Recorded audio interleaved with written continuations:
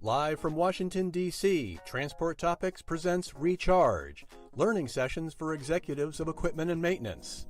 Featuring Transport Topics Managing Editor, features Seth Clevenger. Transport Topics Equipment Editor, Michael Fries. With special guests, Trent Broberg, CEO of Acertus. Connor Wolf, business reporter from Transport Topics. Aaron Chickmanahali, Director of Maintenance R&D with Ryder. Steve Slezinski, Director of Global Product Planning, Commercial Vehicle for Dana. And finally, Scott Bay, Senior Manager of Business Operations at Volvo, and David Tomasma, Dealer Development Manager at Volvo Group. And leading you through your day from start to finish, your host, Transport Topics Executive Editor Joe Howard. Hello, I'm Joe Howard, Executive Editor here at Transport Topics, welcoming you to Recharge, the first edition for 2023 in our quarterly TT Magazine event series, which focuses on trucking technology and maintenance. Today we're focusing on electrification, including the build-out of charging infrastructure, training technicians, and overall getting your fleet ready for this next in trucking. The challenges can seem daunting, such as balancing recharge time against driver productivity. But proponents see benefits in terms of lower emissions and the promise of reduced maintenance. Partnerships between fleets, manufacturers, and dealerships are laying the groundwork for what's to come. Before we go further, I'd like to thank our sponsor, T-Mobile for Business. The next era of transportation and logistics is powered by an always-on and vast network that provides consistent connectivity and best-in-class solutions. T-Mobile's superior network gives companies full visibility into their product and operation logistics, saving valuable time and money. Today, we'll continue conversations that began with the most recent issue of Calibrate, with input from pros working to build an electric ecosystem for trucking. Here's what's in store. Our keynote guest, Arun Chickmanahali, will discuss challenges inherent in building an EV charging infrastructure and the key role technicians and drivers should play. During my segment, Cup of Joe, I'll be joined by TT Managing Editor for Features, Seth Clevenger, and Features Editor, Michael Fries, to chat about how maintenance departments are adapting their operations to EV deployment. At the lunch hour, Mike Fries is back, hosting TT business reporter Connor Wolf to talk about the fleet perspective on electrification. During a special video edition of our Road Science podcast, Dana's Steve Slezinski will discuss how manufacturers are managing increasing demand for EV components, while Trent Broberg from Acertus will present what fleets need to know about EV batteries, charging, and maintenance. On the OEM side, Volvo's David Tomasma will share his experience leading the manufacturer's EV dealership certification program, while Scott Behe will discuss leading the company's EV technician training program. Finally, I'll return with a special segment we call Wrench Time, a rapid-fire interview where Mike Fries will answer questions related to how connectivity plays a role in maintenance. But first, let's kick things off with today's top stories. Here's the Transport Topics Daily Briefing. Now let's dive into the day's top stories. New Jersey Governor Phil Murphy issued a few executive orders to accelerate 100% clean energy by 2035 and offer new incentives for heavy-duty electric vehicles. Murphy's mandates include allocating $70 million to lower upfront consumer costs for buying medium and heavy-duty electric vehicles. Another part of his plan will be to launch activities with stakeholders to adopt the Advanced Clean Cars 2 initiative, requiring all new cars and light-duty truck sales to be zero-emission vehicles by 2035. American Trucking Association's chairman Dan Van Alstyne was able to attend President Joe Biden's State of the Union a couple of weeks back and shared his thoughts with Transport Topics. His main observation was that the trucking industry remains at the heart of the American story. Van Alstyne wrote, quote, "As the president articulated his agenda and engaged with members of Congress from both parties, what I heard was a substantial list of issues that are paramount to the success of our industry and its ability to keep the nation moving forward." End quote. Keep up the efforts on truck driver recruiting. At least that's a large takeaway from experts speaking at the Recruitment and Retention Conference, hosted by Conversion Interaction Agency last week in Nashville, Tennessee. Also speaking at the event, American Trucking Association's chief economist Bob Costello noted a mild recession looks likely, but also gave a promising outlook for trucking this year as the economy returns to a balance in spending between goods and services. And while the driver shortage remains a problem, Costello said it is improving, but the industry still needs a long-term fix. That's it for today. Remember, for all the latest trucking and transportation news, go to the experts at ttnews.com. Next up, stay tuned for the interview with today's morning keynote guest, Aaron Chickmanahally, Director of Maintenance R&D with Ryder.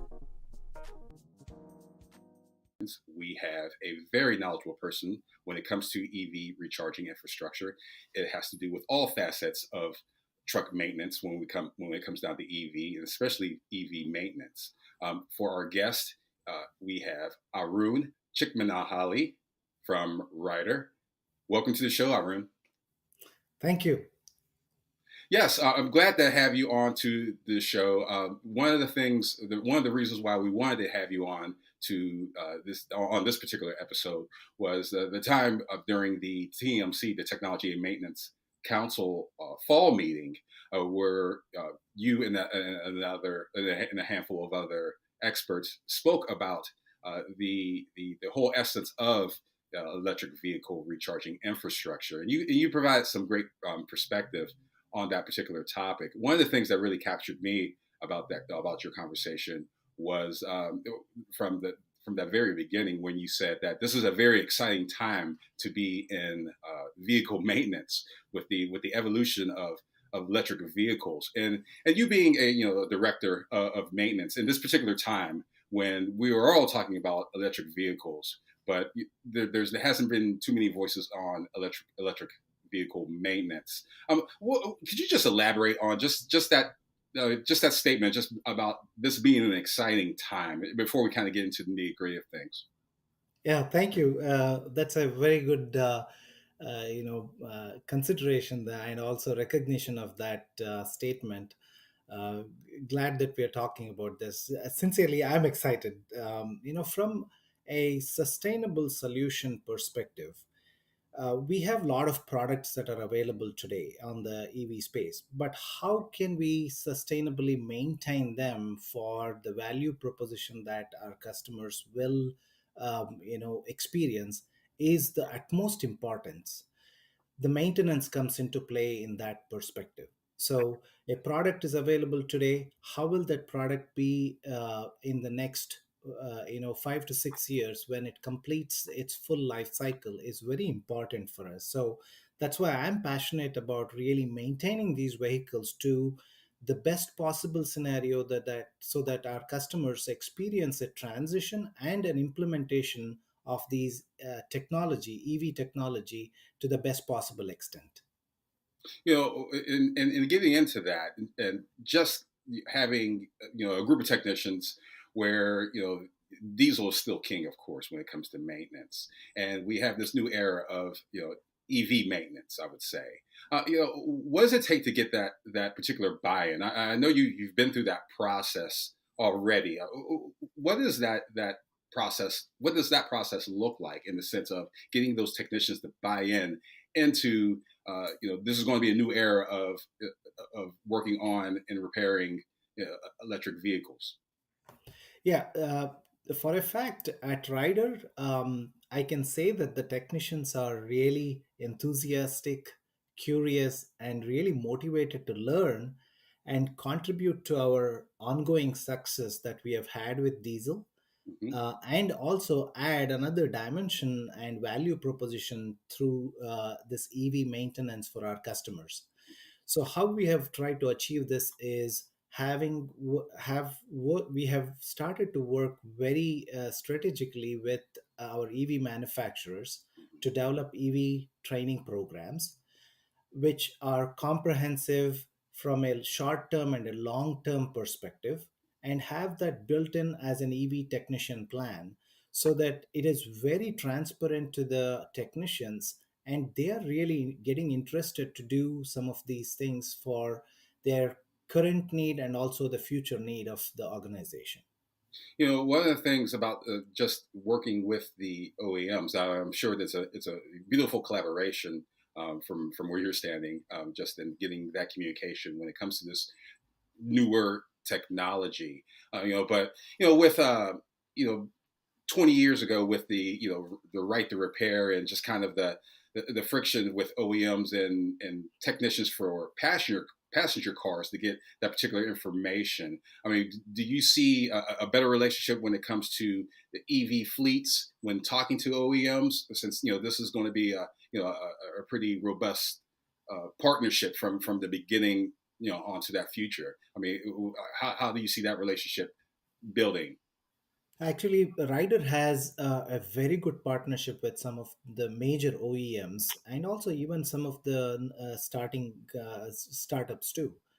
So, with that relationship already being there, Hmm. it's an extension of that to really embrace this technology. So, when we had these discussions about EVs and how they are planning to do this, it was a very welcoming discussion from their end, of disclosing all the things that are needed, because Ryder is a company which is really sought by majority of these OEMs Hmm. to try to reach to the customer through our maintenance programs, robust maintenance programs, and our lease programs. So, because we want to become a leader in EV maintenance, and our message is very clear, and they embrace that because we have done that value proposition already through these diesel vehicles and other vehicles that we already done it. So it was a very good collaborative effort through OEMs when it came to the EV discussions.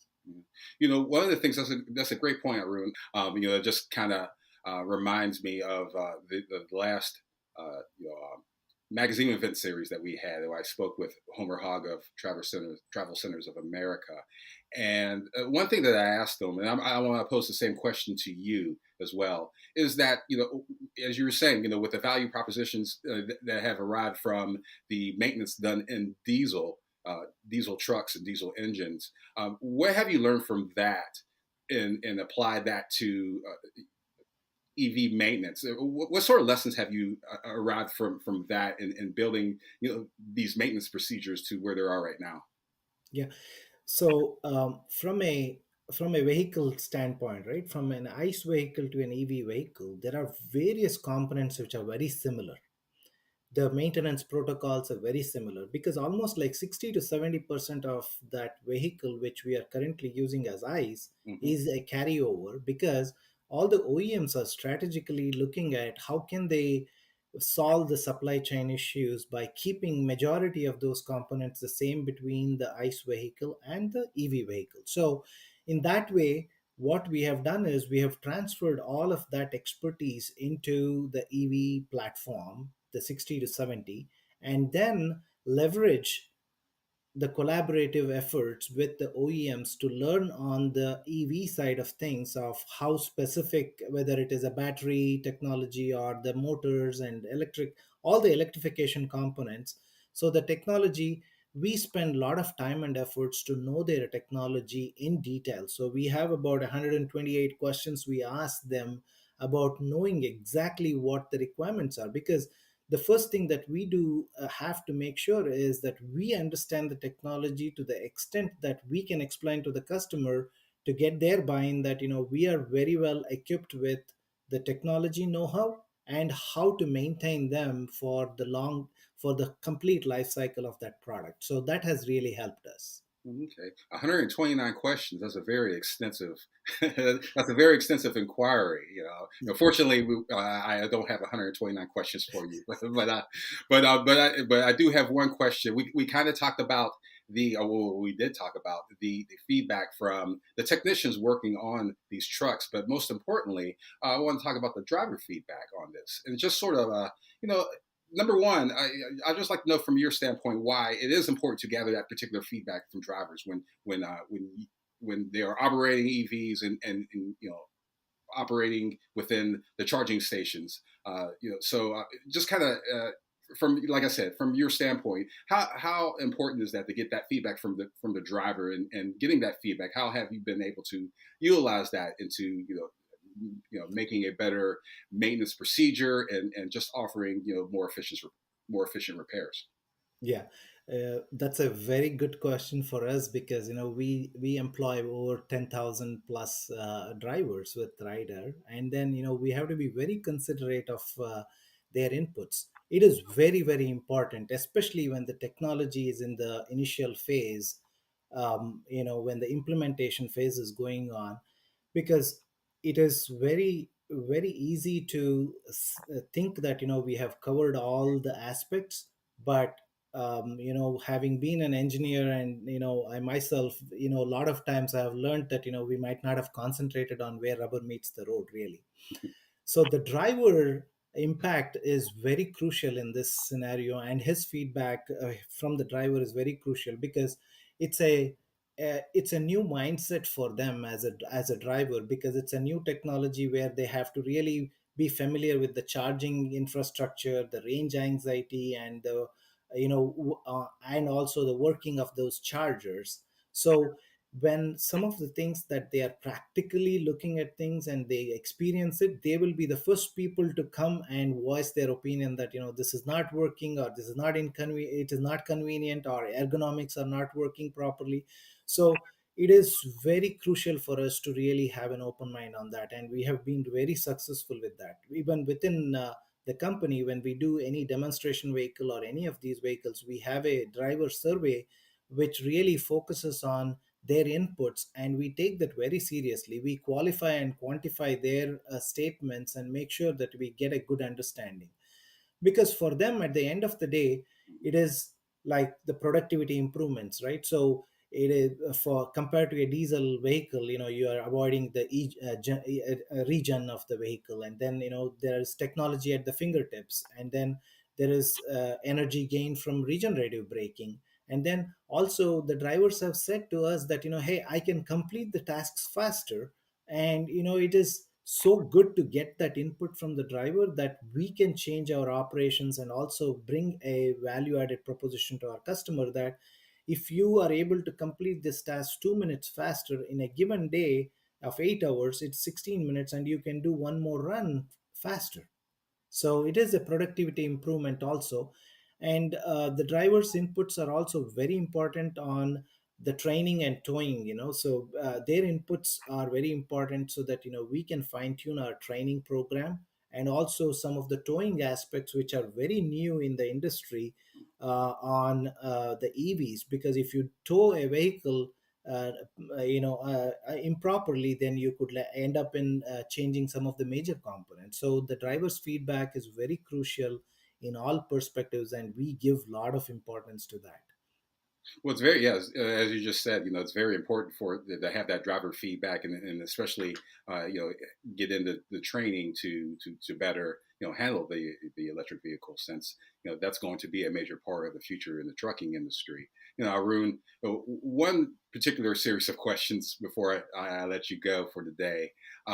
It's about, it's just about the actually more into the recharging station into that, and just sort of how Ryder kind of plays in that particular role. So how can the public and private sector collaborate to build a more robust EV charging network, and that, and also how can the needs of all the stakeholders involved, the driver, the charging station operators, and the utility companies that are providing the power, how does that all play, and how do you navigate that at your position at Ryder?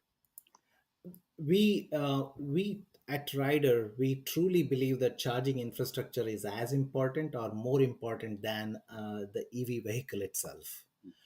And with that being said, we treat that as a very important piece of the complete implementation and execution of the whole technology by itself.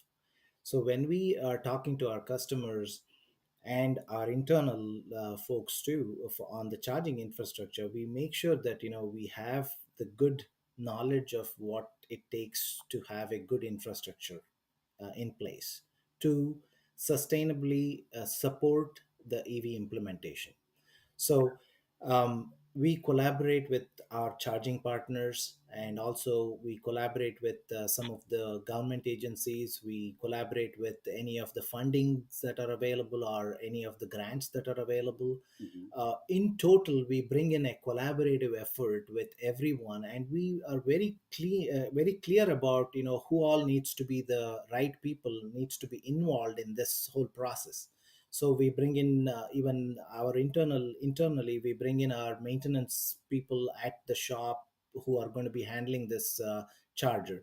Then we bring in the drivers, we bring in all the stakeholders, so that we have a good collaborative effort, and so that we can really look into the future of sustainable solutions. That's a very important point that you brought out. It's just in this dawn of figuring out how the infrastructure is going to work.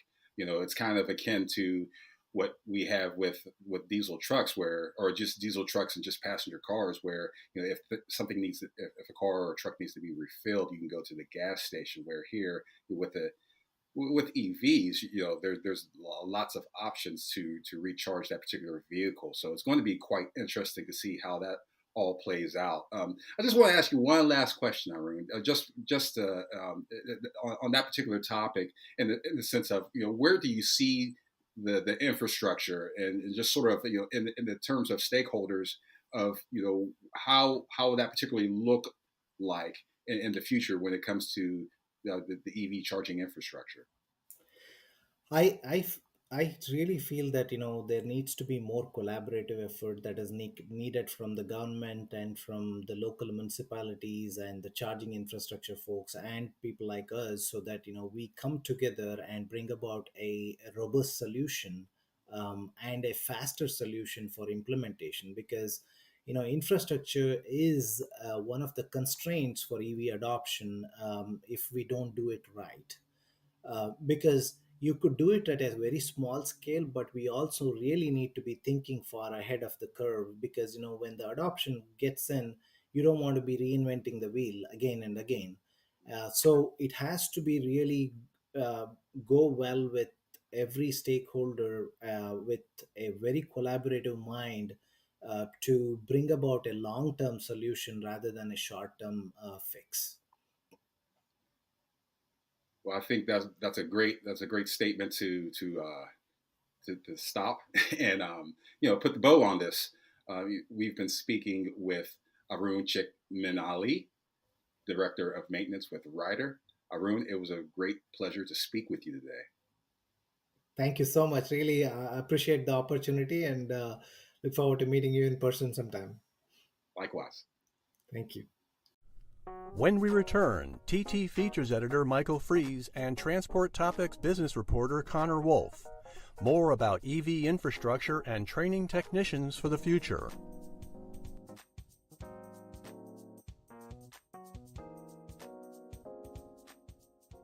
Hey, how's it going? How many we got? Good, sir. Oh, Yeah, you got like 4 boxes and stuff. Go get Lucas' present. We have to remember the card. Yes, a card, the wrap.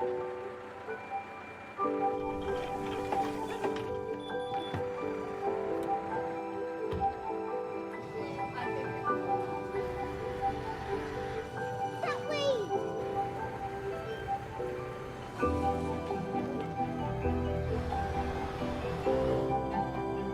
Look, there's a robot aisle.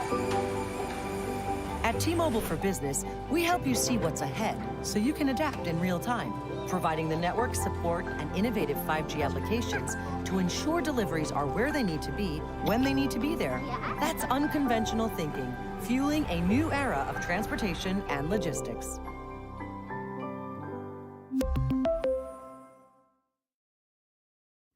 The methods of managing a maintenance department have definitely evolved.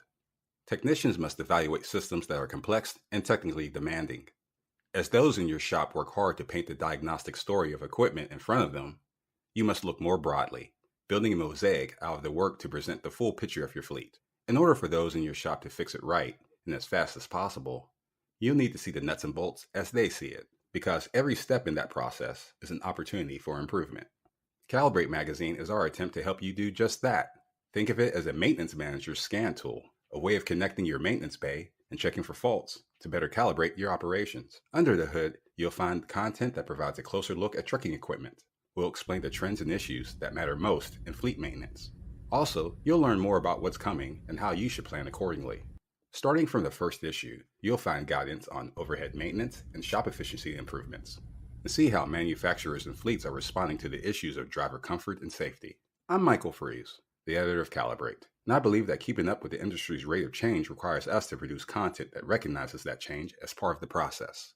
Going forward, we will use those pages to illustrate, educate, and explain the world of equipment and maintenance as we all continue to calibrate our operations. When you need new ideas to improve your maintenance process or a new direction for your technician training, take a look inside Calibrate. We're here to help. Next up is Cup of Joe. Transport Topics Executive Editor Joe Howard offers a look into the newsroom with Managing Editor Seth Clevenger and Features Editor Mike Freeze as they discuss current trends in truck maintenance and how they shape their stories.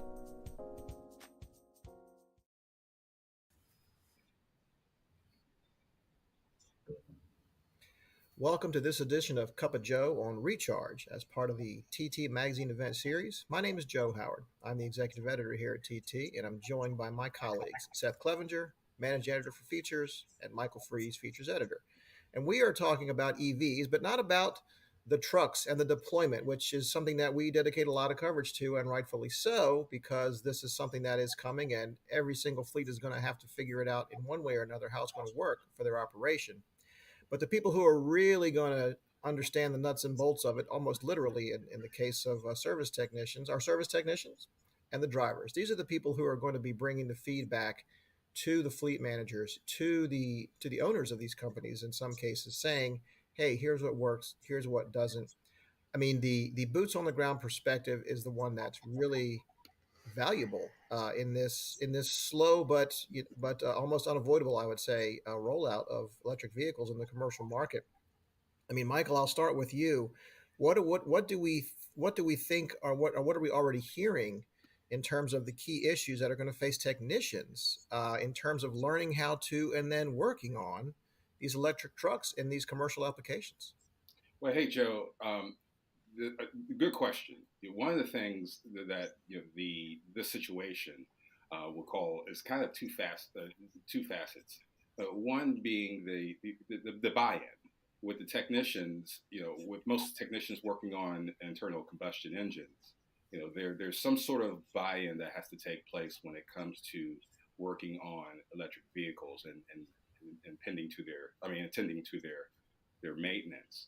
And Taki Takaris from Pitt, Ohio, brought up a really good point. It's just bringing in that buy-in because, as we're all excited about the future of electric vehicles, there may be some that are just that have been in that ice age. I mean, no pun intended, for quite some time. And having that buy-in to work on electric vehicles, I mean, that some people might not want to be a part of that. Some people, might just want to stay with diesel until their working days are done. I mean, that's just the realities that we have right now and on the ground. So once we kind of have to go through that, and I think every fleet and every particular truck fleet, automotive service is going through that right now. Just kind of seeing that wave coming and whether or not they want to get wet or not, basically. So you have that point, and the second thing of all this too is the training involved. What will that look like, and what would that instill? I mean, is that more battery maintenance, because the battery will be the main component of the electric vehicle. So there's going to be education on that, and there's going to be a lot of nuance concerning that. I mean, mostly right now, most of the public right now, when it comes to EV maintenance, are thinking it's just kind of take one bad part and order that other part and replace it with replace that new one with the old one. The old one with the new one. So there's a lot of education that needs to go into that, and the OEMs on their part have been helpful.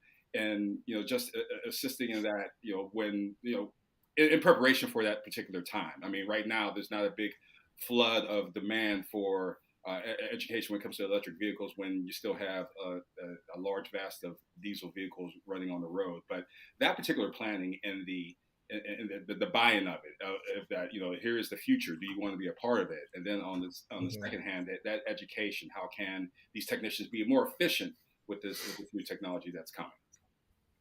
Seth, one of the things that we've seen in fairly recent years in terms of a technological shift, not necessarily under the hood, but inside the cab, is ELDs. So, and here you had it's kind of the same case where we're taking something of a legacy product, right? Logbooks, and replacing it with ELDs, and the educational rush that had to occur there. It was different in a way because it was regulatory mandate that was coming versus this is going to be a much more of a slow roll. But in your experience, what is the secret sauce for getting buy-in, as Michael says, and also the training? It came down to training drivers in the case of ELDs, but it's also training the people who have to work on them. So it's different, but the hurdles are arguably very similar. Yeah, Joe, to your point, there's a lot to learn here. I mean, this is really a learning process for the whole industry. We're still in the very early days of the very first wave of electric vehicles in the trucking industry. So this is really new to everyone, just about everyone. And technicians need to learn how to work on these vehicles. Don't forget the truck dealers are going to have to understand the vehicles, how to work, with their customers, their fleet customers, to roll this out successfully and support it. Because I think it's fair to say that the early adopters are going to rely fairly heavily on those dealers, especially in the early days as they start to ramp this up and learn this new technology. I don't know if there is a secret sauce to getting that buy-in that ultimately will be needed, but I think that if you keep in mind that the rollouts are going to be relatively targeted. In the early days, we're going to be looking at very specific applications, short haul, maybe port drayage, types of duty cycles and applications that are well suited to electric vehicles. And that's not everything, right? I mean, a long haul over the road truck is going to be, diesel for quite some time until there are other products on the market, that make sense for that type of operation. So, we target it to those applications that are most relevant to the technology. That does limit the scope a little bit, but certainly some technicians are going to have to learn this. In theory, the job actually becomes a little bit easier because there are fewer moving parts with a electric vehicle compared to a diesel. So I'll be interested to see how that plays out over time with some of the early adopters, what they're really seeing as they accumulate many miles in the field. But to some extent, the job becomes easier, but I don't want to also downplay that because it's also a lot of new technology and a lot to learn for, the specific dealers, the specific terminals that are going to be working on this.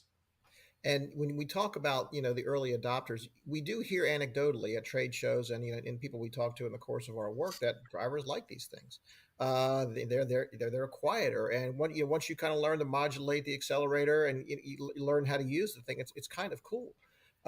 Michael, are we hearing anything in terms of incentivizing, drivers or technicians to be the ones who are on the forefront? I mean, what is it going to take to draw in those early adopters? Because you mentioned some of the folks who may be longer in their career, like, listen, I'm not learning something new. Yeah. But maybe somebody who is younger in their career, or somebody who's say mid-career, saying, hey, hang on a second, I want to be on the cutting edge of this. What are we hearing in terms of incentivizing folks to jump on board?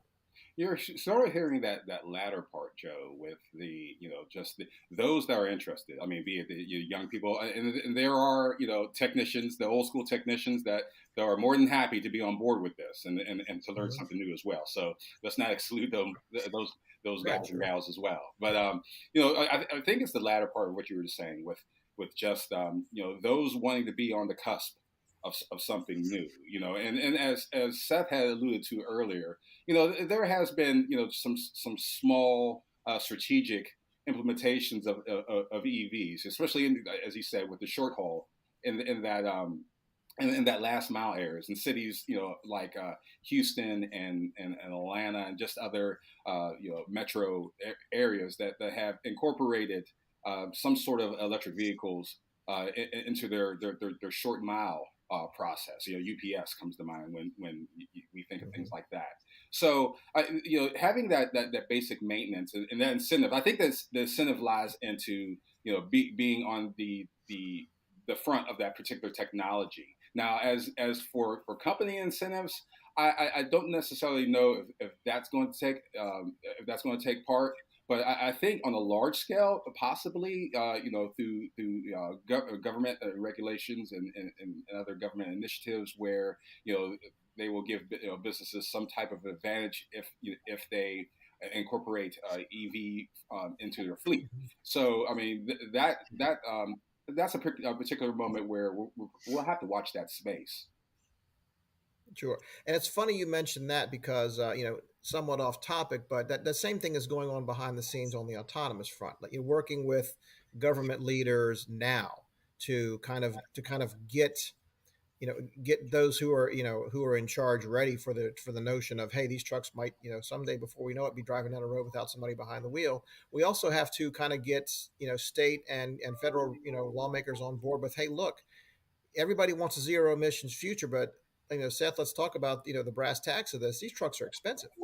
The return on investment has to be there.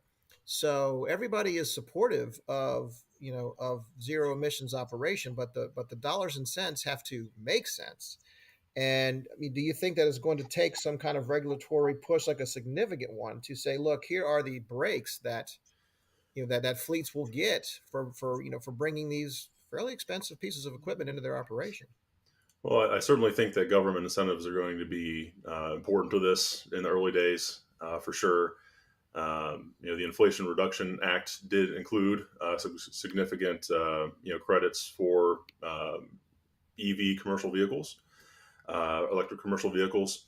So there's an example of that at the federal level. And of course, as we know, California is making a big push on the regulatory side to, they have regulation, a forthcoming regulation that would require increasing percentage sales of battery electric trucks in the state from the OEMs, and they're working on a similar requirement for fleet operators in the state. So it's there is that regulatory push as well as some incentives. But yes, at the end of the day, this has to be commercially viable. This has to provide a return on investment for the fleet operators for it to truly succeed in the marketplace.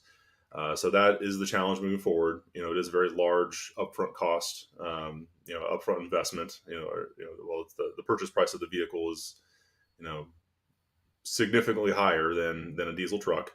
Of course, it depends on the specs and the exact nature of what you're doing. So I want to throw a price out there per se, but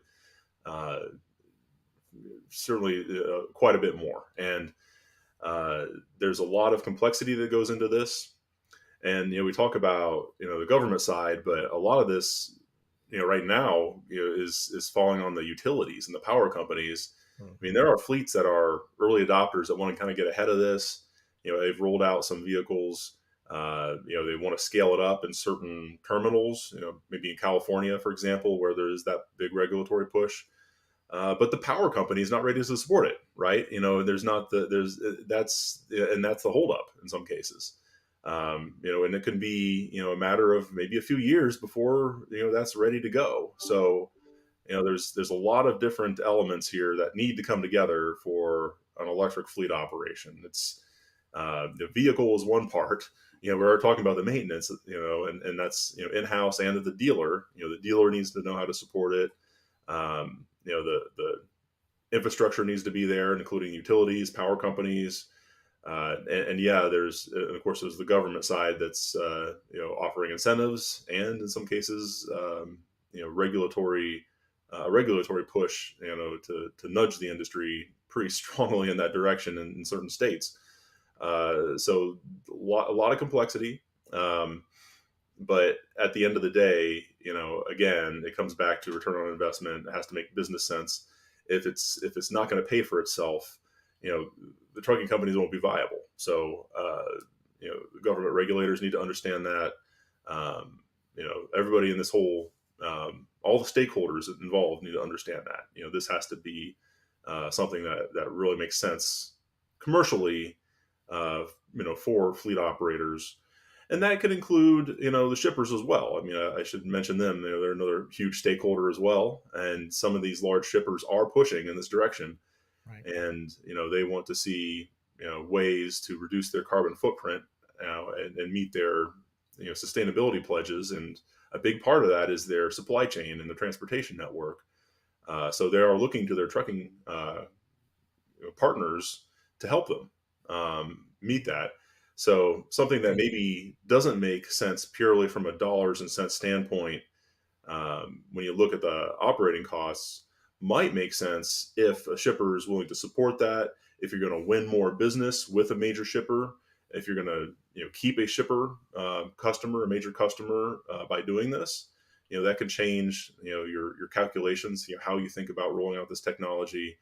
And also I think that the flip side of that is the shippers who want to move in this direction, ought to be supportive of it, right? And maybe that means paying a little bit more.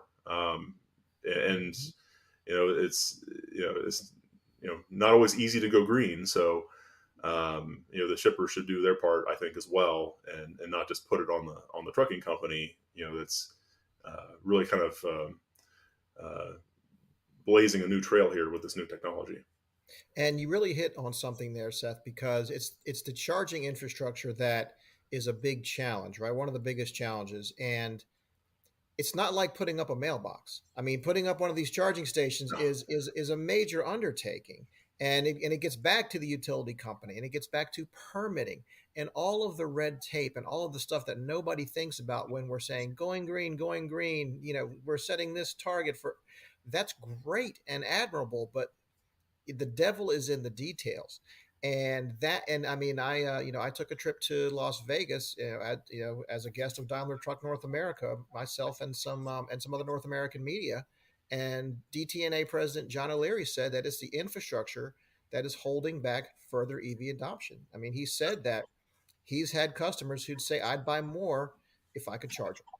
Yeah. So it comes down to government, and I think you're really hitting on something there, Seth, because could a shipper say, "Hey, I will help you defray some of these costs to set up 4 charging stations at a distribution center"? Pick a number. I mean, if you've got a long-term contract with a shipper, can they negotiate? Hey, the shipper has these sustainability goals and they're admirable, and the carrier does as well. Let's come together and make it happen from a financial standpoint by saying we're going to share the burden and the cost of installing a charging infrastructure. I mean, Michael, are you hearing, as editor of Calibrate, what are the people you're talking to saying about the challenges of the charging infrastructure for EVs? That's very interesting. I mean, that's a very interesting question, Joe. As Seth was saying, you can throw shippers into the equation, and then you have I keep on alluding to this phrase, you have so many known unknowns going on just with the shippers. But one particular piece that we haven't talked about is the truck stops. That's the TAs and the Loves of the world. They are they're going to be players in this as well. And as you said, this is not like putting up a post box, a mailbox, but it's not like putting up it's not like putting a gas pump in there as well. So that whole dynamic of just the charging mechanism, as before, you have a diesel truck, you go to a gas station, you get gas, and you move on. But now with EVs, you have the point of recharge could be at that particular gas station, or it could be at a warehouse, it could be at a particular place where the fleets are delivering their goods. I mean, the trucks are delivering their goods. So that's a whole different playing field when you're thinking about how the truck stops are going to play out in this. And just from speaking with some representatives from those entities, there's a lot of talk about the truck stop of the future, where for instance, TA is already partnering with a third party to have sort of those self-charging stations at their truck stops right now. So I mean they're definitely getting into the game. But as it plays to a large scale where you're charging a Class 8 truck, that's another can of worms that you want to get into, because we already have a problem with truck parking already. And then when you have truck stops, wanting to make plans to install recharge stations in those already crowded truck stops, that's going to be the cause for some problems. So there's a lot of people that are just sort of I wouldn't say nervous, but they're excited to implement the EV infrastructure technology and everything that comes with it. But I mean, is that going to be a golden age for the future, or is that going to lead to more problems that are on top of those truck parking problems already? So you have that dynamic to deal with. But the future moves on whether we like it or not. So these problems are going to probably be dealt with when that time comes. And Seth, one of the other tricky things I think we'll be facing is standardization of some of this technology and standardization of the charging portals. And we're still in the early stages of this. Do we think we're going to find ourselves? I mean, I know Tesla has their own charging hookup, for example, but do you think we're going to have to find ourselves in a situation where sooner rather than later we're going to have to standardize and settle on some very foundational things so that these things work across multiple pieces of equipment and work reliably? Yeah, you probably don't want to have a ecosystem develop where you need charger X for your eCascadia and charger Y for your VNR electric, and another one for your Peterbilt, and another for international. That's no good for really anybody. It's not going to help this market that's going to emerge over time. So there is some work by the OEMs to work on some standardization that I think will be important. I want to kind of touch back on Michael's point about sort of this build out of the infrastructure. I think that's also going to happen over time. The early adopters now are really focused on kind of return to home type operations. So really, these trucking companies are turning some of their locations and terminals into EV terminals, which means they are the charging station for their own fleet.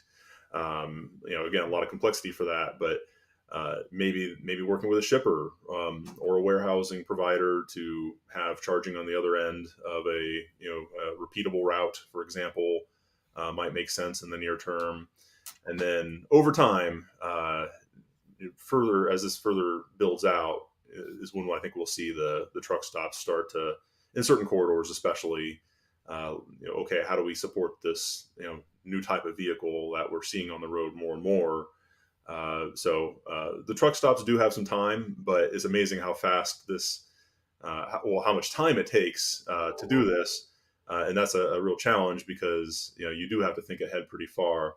And one of the best pieces of advice I've heard from some of the early adopters is to start that conversation early with your power company, with the utilities. As you start to do this, maybe roll out just a very small number of vehicles to understand them, to understand their characteristics, to get a sense of what your power demands will be, as you want to scale up.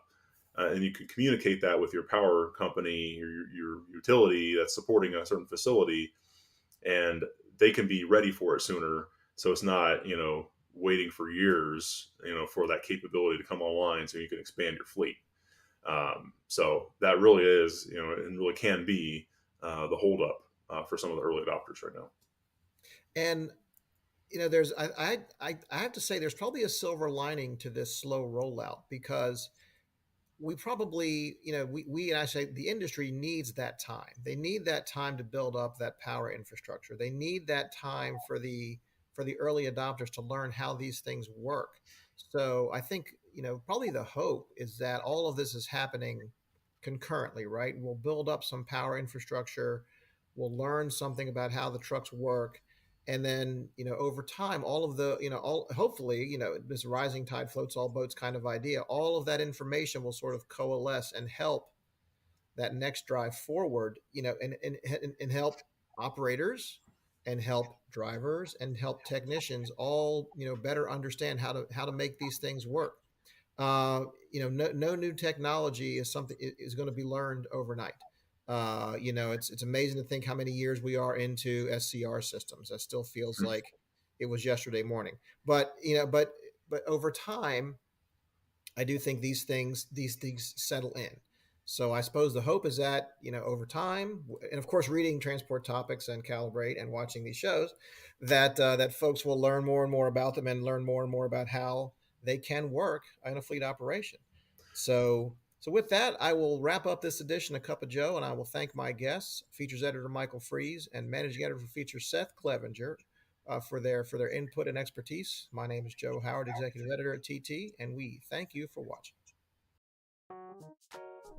Next up is your Brown Bag Lunch with TT Features editor Michael Freeze, featuring today's guest, Connor Wolf, business reporter at Transport Topics. Welcome back to our Transport Topics magazine event series, Recharge. Here is the Brown Bag Lunch segment of the Recharge event. And with me, we have Connor Wolf. He is our business reporter, and he's going to tell us a lot about EV infrastructure. And all the people that we've talked to so far, there's the OEMs and the fleets. Connor is going to bring all of that and put that together into a nice fitted puzzle. So we welcome Connor Wolf to the Brown Bag Lunch. Welcome, Connor. Thank you, Michael. It's great to be here. Great. Like I had mentioned earlier, we talk to OEMs, we talk to fleets, and there's a lot of pieces and puzzles when it comes to the EV infrastructure. Mainly the truck stops are going to be involved, and just all the inner workings that the techs need to deal with. And we've really looked into that boots on the ground look when we talk to the manufacturers about EV infrastructure. But Connor, my question to you is, all these pieces are in place for the infrastructure, but in a business sense and in your reporting, what does that all look like from the 10,000 foot view? So basically, infrastructure just means all the things that go to support these types of vehicles. And obviously, the go-to thing that people think of is charging stations. And there's reason for that. That's pretty much the most critical piece.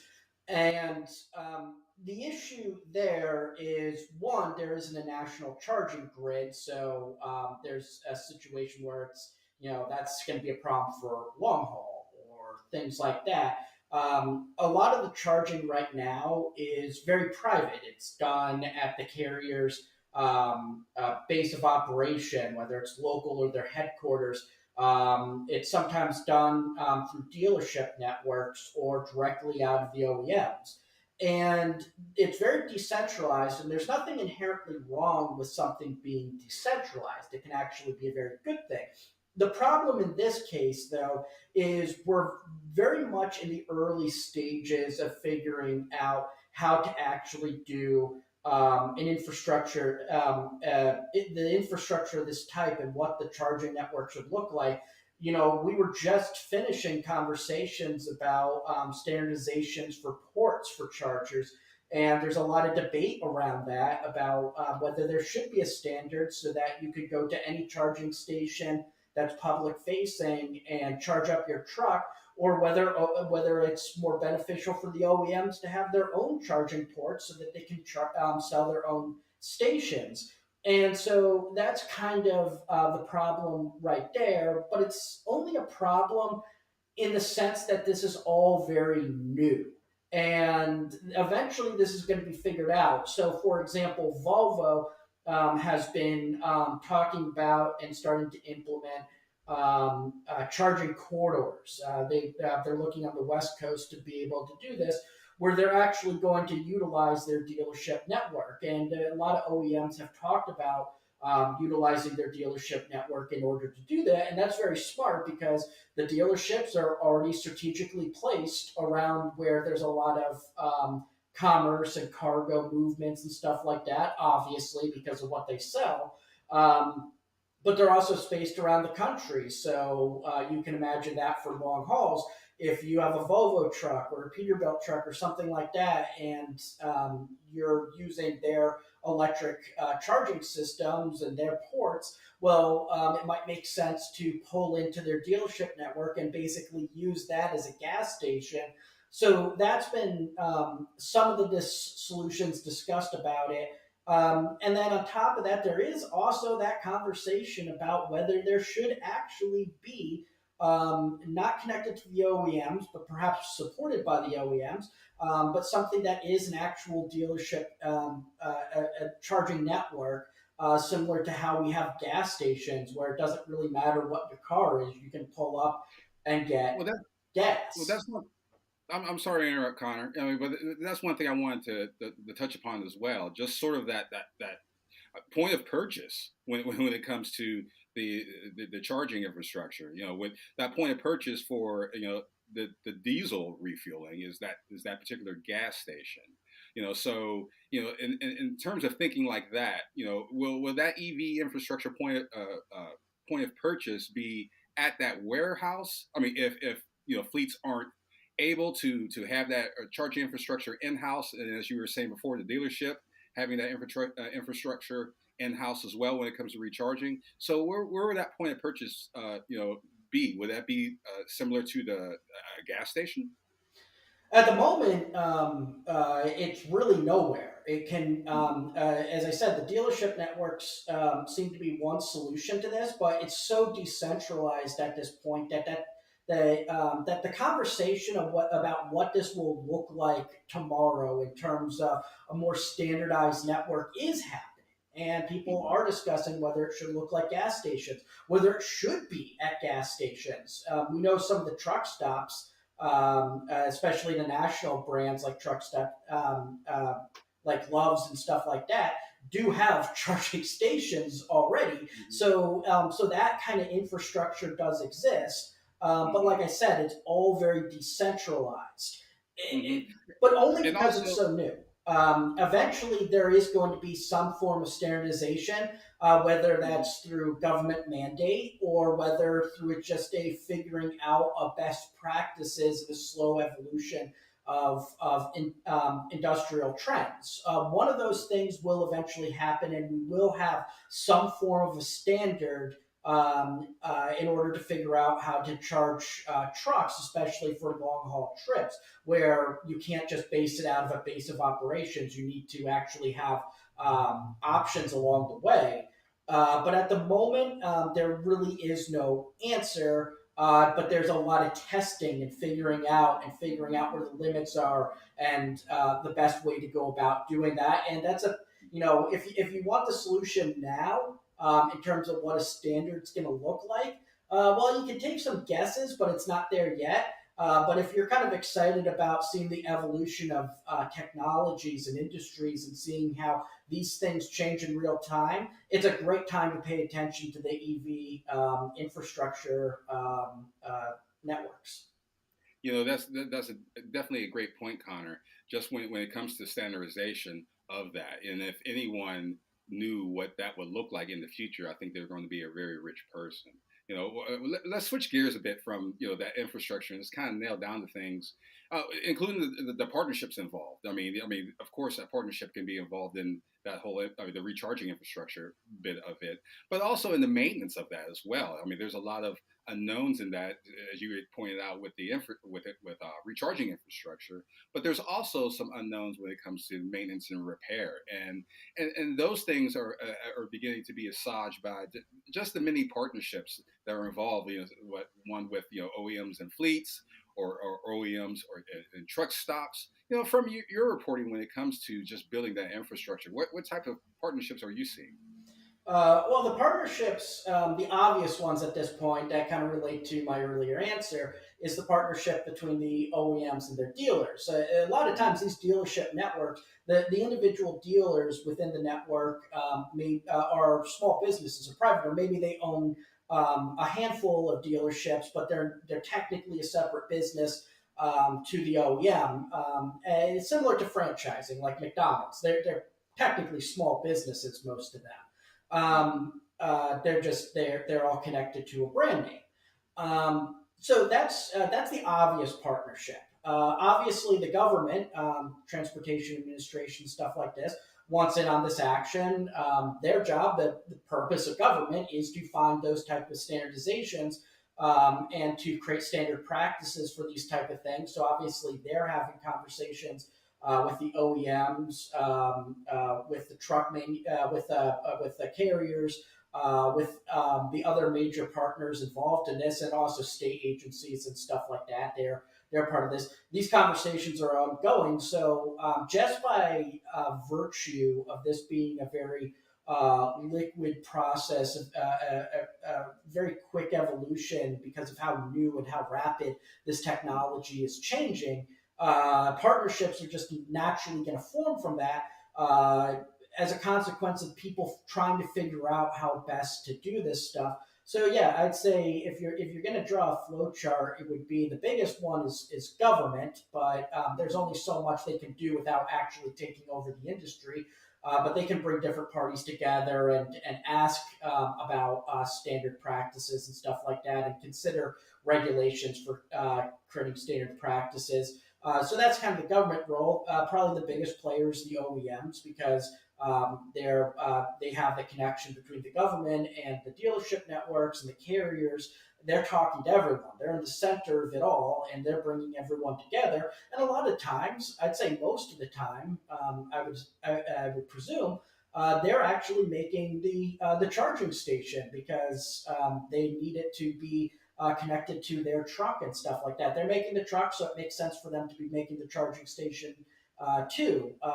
Though there are a lot of private companies not connected to the OEMs that are working to make their own charging stations, and sometimes that's through partnerships with the OEMs, and sometimes that's just through doing their own thing. And so you have all these different parties figuring out different aspects of this.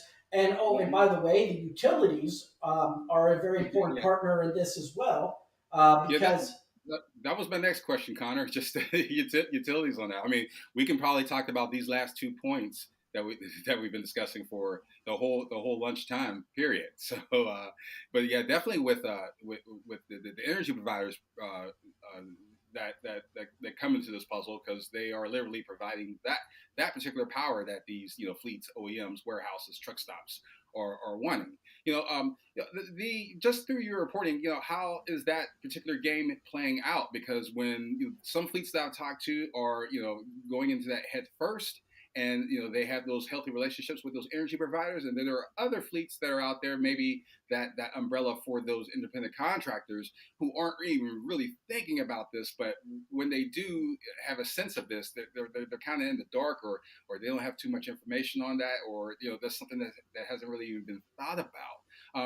Where are we in the big business sense of things? Well, let me start with the utilities, because I think this is a very important point. When you have, especially in an area, say you're near a port or an airport that does cargo movements or something like that, you're in a major area for transportation and commerce. What's going to happen when you have hundreds of trucks all charging up during lunchtime, because that's when the driver leaves and gets his lunch? What's that going to do to the existing network, the existing energy grid?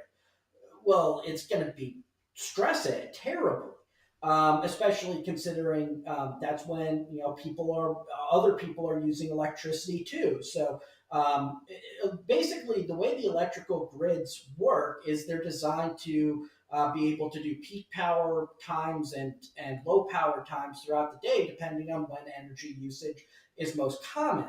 But there are limits to how much the output can be, and what that looks like when suddenly you have an entirely new energy-hungry thing being plugged into it. Some solutions that have been discussed is, well, maybe we should charge these trucks at night. And it's like, okay, well, that's a fair solution because people use less energy, so you'd be able to basically balance out the input throughout the day. But the problem is that really feasible When you talk about battery limitations and stuff like that, the driver might have to charge multiple times throughout the day, depending on what he's hauling and what he's doing with that truck. Does it make sense when you're talking about long haul and the potential of having charging stations along the way? So it's a solution, but there's massive problems with that. Another problem with the energy consumption output, and I think this is important to mention because it's something people are actually curious about, which is, all right, the transition to these green vehicles are important because they're more environmentally friendly. They have less emissions. But aren't they getting energy from coal plants and from other things like that?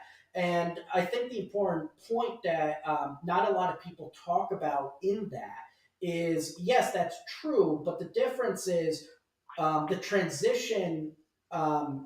You basically, when you talk about a single vehicle, you're stuck to one energy source because the power plant is essentially on the vehicle. When you're talking about an entire energy grid, whether it's a city or multiple towns or something like that, there's better chances of diversification in terms of where the energy is being created.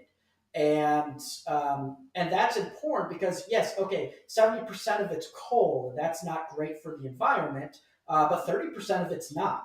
And as technology improves over time, you're going to be able to move that percentage up. And the alternative is, well, what do we do? Do we just not work on electric vehicles at all until the energy grid is 100% green in 50 years? And then start working on it? That would be a ridiculous way to develop this technology. Though that is a complaint that you hear oftentimes online. Well, you get it from unclean energy anyway. It's not really clean. It's like, yes, but it's not 100% coming from one source most of the time, especially for the big cities. The transition away and to implement more energy efficient or green sources into the grid is more feasible when you're talking about the entire grid as opposed to a single vehicle. So that's kind of the obstacles that are present right now, but it's not really something that is a detriment or that people should be afraid of. It's more of a, hey, this is just the reality of the situation, but we're making great progress in the meantime. Well, that's the thing. We shouldn't be scared of the future, Connor. So, but it's a very interesting conversation to have, where this world of EVs and where will it take us? Because there's so many pieces and parts to it, and our conversation just scratches the surface on it. That's the time for our brown bag lunch. We would like to thank Connor Wolf for joining us today and making us all smarter. Thank you, Michael. Next up is Road Signs. Host Michael Fries first interviews Trent Broberg, CEO of Acertus, and later in the program he talks with Steve Slazinski, Director of Global Product Planning, Commercial Vehicle for Dana.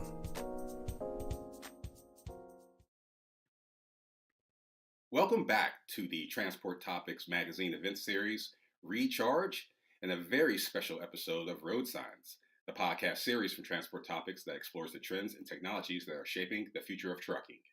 In today's episode, we are going to discuss the future of trucking. During this series, we've been talking about the evolution of EVs and EV maintenance. We've talked to OEMs, and we've also discussed matters about the recharging infrastructure. But there's a lot going on inside the electric vehicle space, definitely under the hood. So for this episode, we're going to ask, what exactly is under the EV hood? For that answer, we have two guests who are well versed in that category. We're going to talk to Steve Slazinski from Dana Incorporated about the e-components that are under the hood of an electric vehicle later in the program.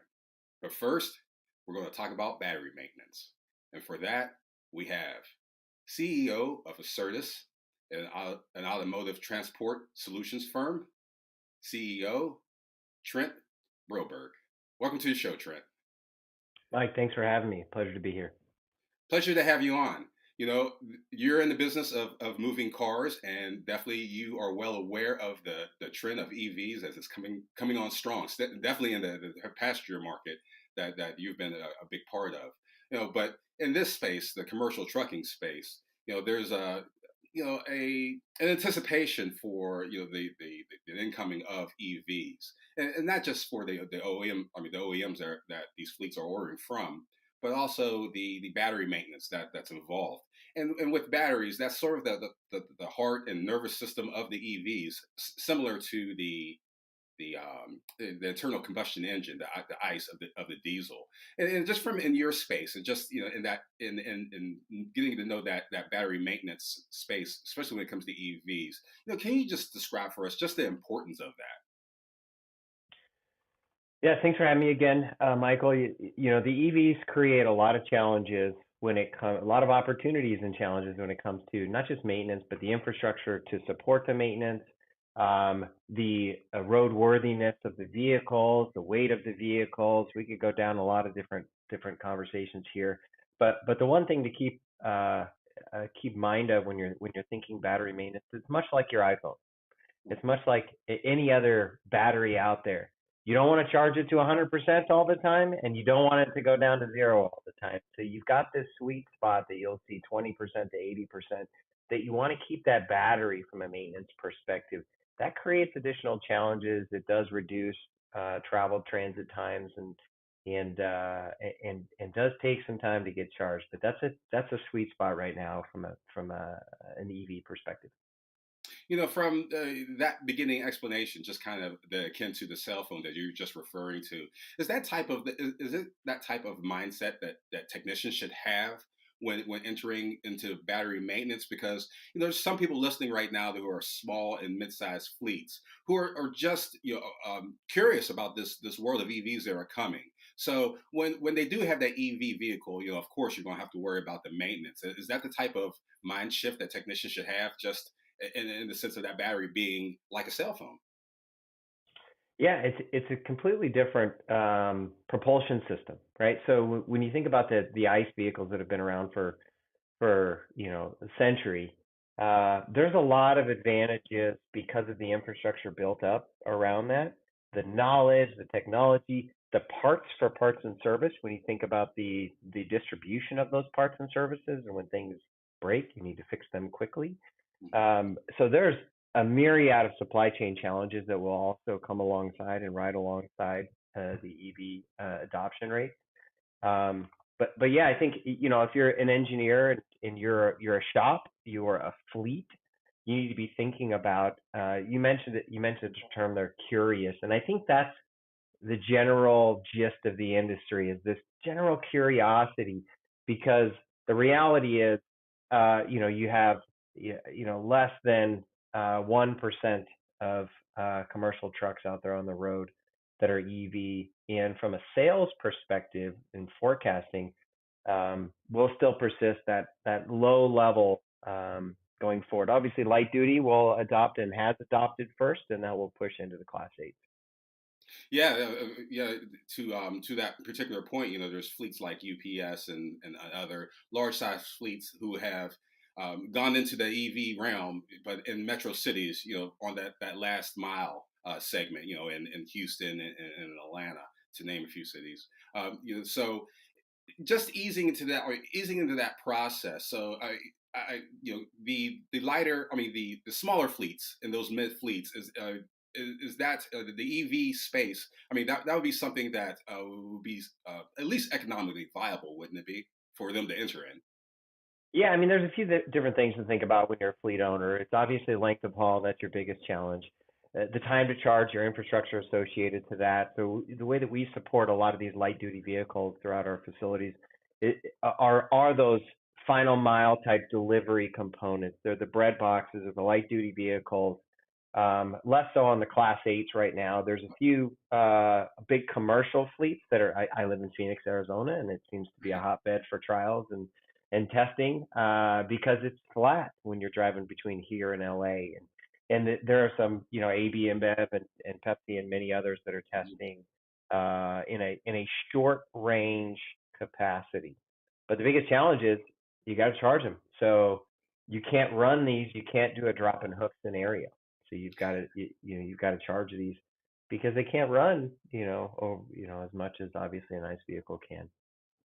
Yes, I mean that's sort of the disadvantage in that regard. But however, let's get into the nitty gritty of it, just in battery performance and having that EV. Let's say I'm a small fleet mid-size owner. I got an army of EVs ready to go, and I've been rolling them for a while now, and it's time to do some maintenance. What are some of the things? What are some of the initial things that a fleet owner needs to be aware of when he has or she has those fleets of EVs for a few months now? What were those considerations?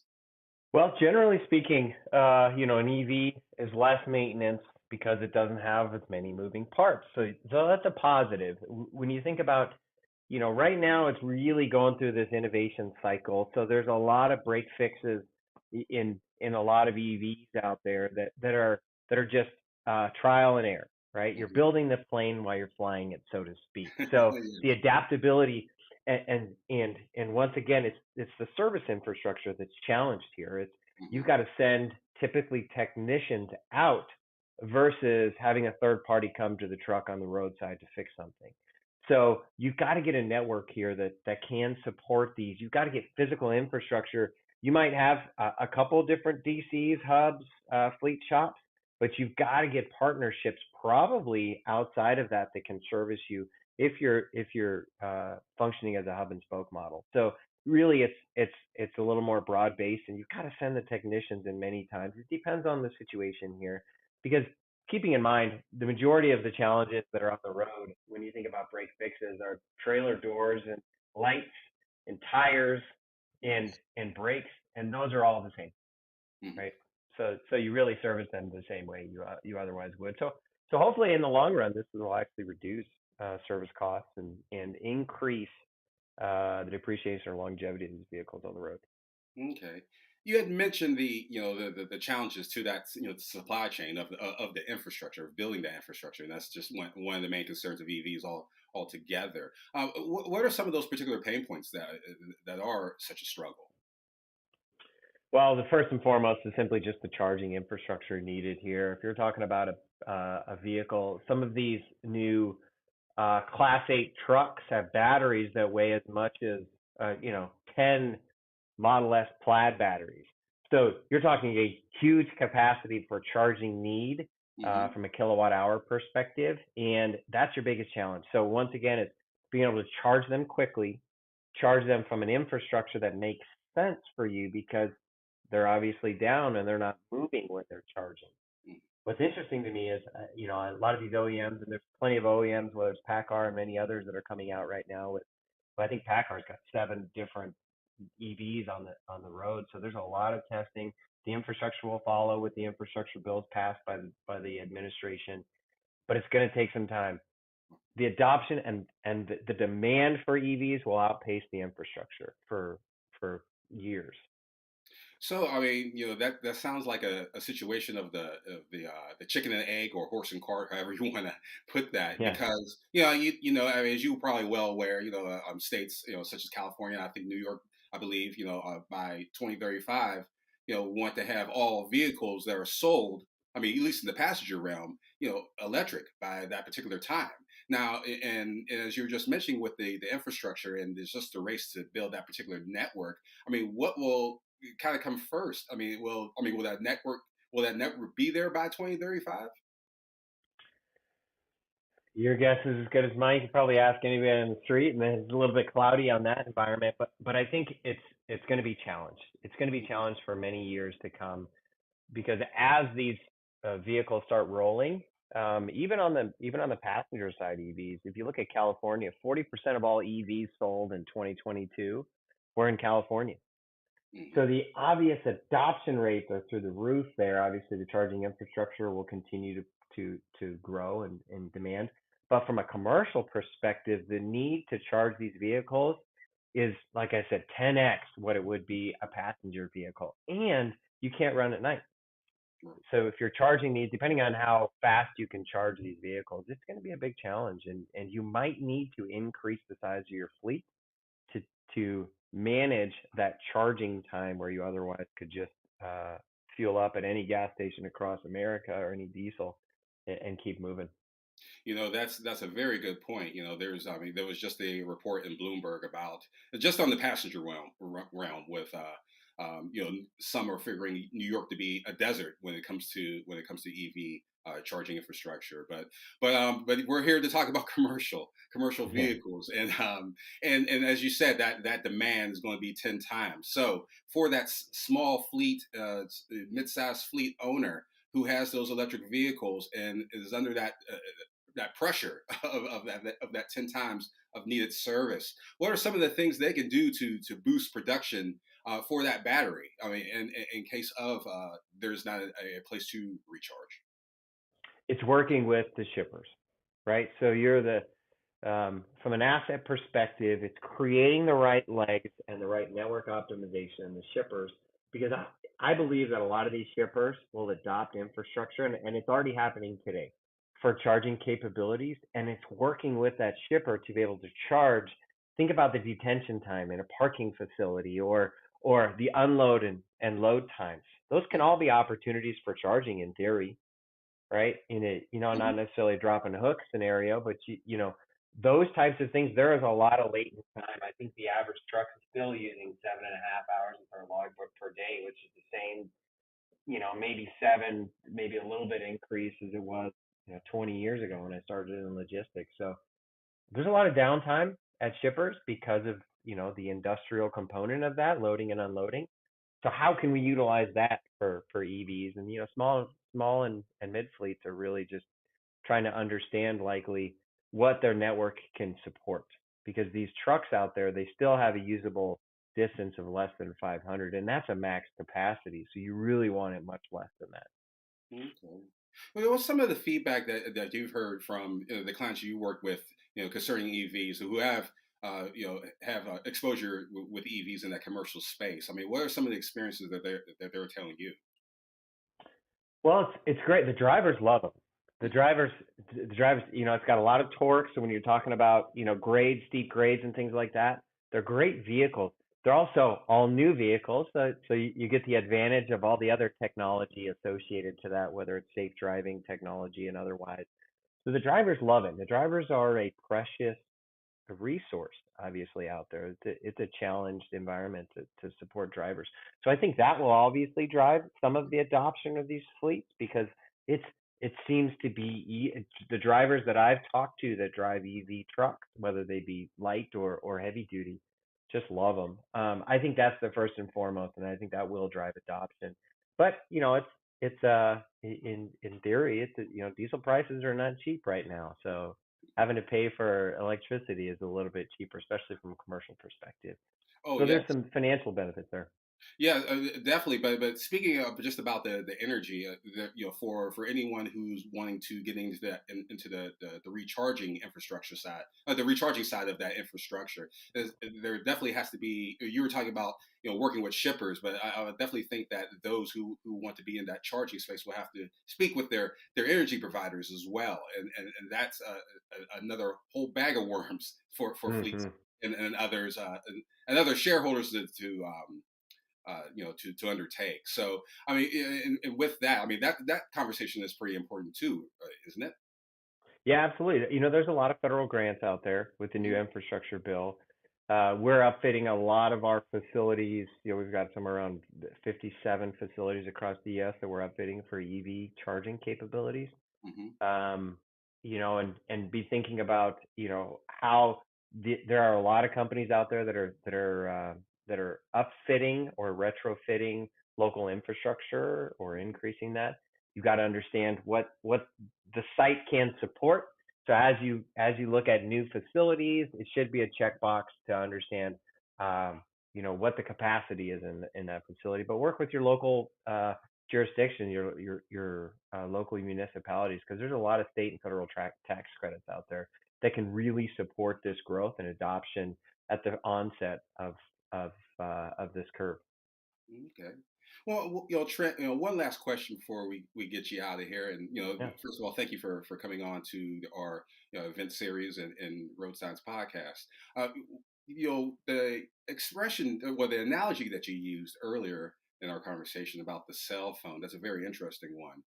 In the sense that, with ICE with ICE vehicles, when it's time to get gas, you go to a gas station, you get gas. Now, and with electric vehicle, it's not. I mean, it's simple, but it's not that simple in the parallels that I just described earlier. And for those in that recharging space or wanting to get in that recharging space, like the truck stops, you had mentioned the Yeah. warehouses, and even the fleets that want to power their own EVs. I'm going to ask you to put your analyst hat on, Trent, and just make a sort of a bold prediction. Where do you see that in the next 5 to 10 years? Who's going to have that particular market space when it comes to the recharging? So, I guess my question, when a truck driver in the year 2035 is going down the road, where is he or she going to get that charge from? Great question. So obviously in your home base, so that's first and foremost. Whether you have a slip seat operation or simply a dedicated situation. So obviously at the home base, the shipper, and then when you think about that middle mile, the more near term or long term, truck stops, because that's going to be where all the other facilities are that you're already used to. So as you think about this adoption curve, the number of pumps at truck stop have to convert to the number of EV charging at the same rate, depending on the lane, that EVs will. EVs don't act as well in really cold climates, for example, because the battery can't hold a charge as long, or you can't charge it as much. So as you think about, I mentioned that Phoenix to LA route, you're going to see infrastructure pop up there a lot sooner than it would up in Minnesota, for example, just because there's going to be more demand for it. So demand will drive the investments from a lot of these truck stops, and then obviously the infrastructure at home base. Well, it's definitely going to be a long game, but it's going to be very entertaining That's right. from where we sit to look at it. We've been speaking with Trent Broberg, CEO of Acertus. Trent, it's been a pleasure having you on to the event series in the podcast. Thanks for having me, Mike.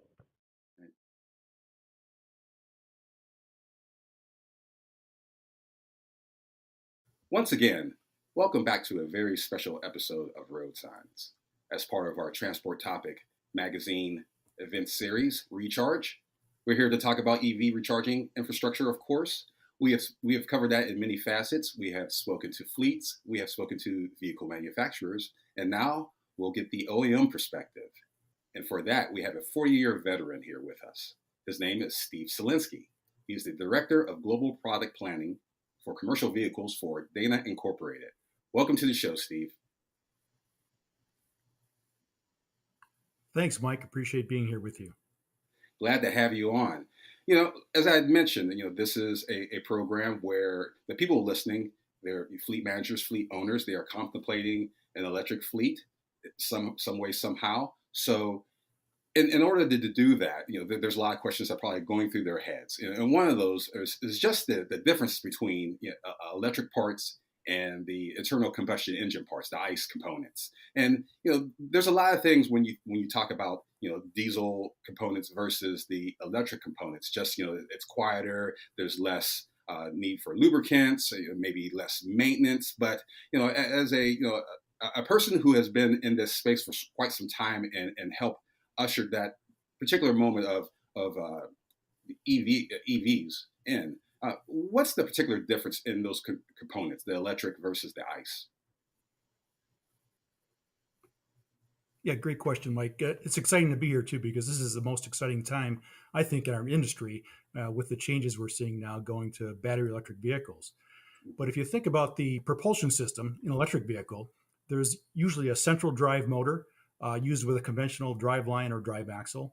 There could also be a central motor with a geared transmission connected to it, again, with conventional drive lines or axles. And then there's also the opportunity to use an e-axle that could be a single speed or multi-speeds. So that really is the primary propulsion system. But the big changes on the vehicle also include all the power electronics, whether you're talking about inverters for motor controllers, charge control units, vehicle control units, transmission control units, as well as the high voltage junction boxes. You have to do the cabin air and heat and cooling capacity, as well as operating air compressors for braking systems and the electric hydraulic power steering systems. On top of all this is now software. So these electric vehicles are really considered like a rolling computer, if you will. Yes. The biggest and most expensive part of these electric vehicles tend to be the battery packs. So there's usually more than one battery pack per vehicle, especially with commercial vehicle, and then the battery management system that goes along with that, and the big orange high voltage cables that you see connecting all this together. As you mentioned, Mike, with the diesel, you're eliminating the engine, the oil, the filters, after treatment systems, fuel systems, all that goes away.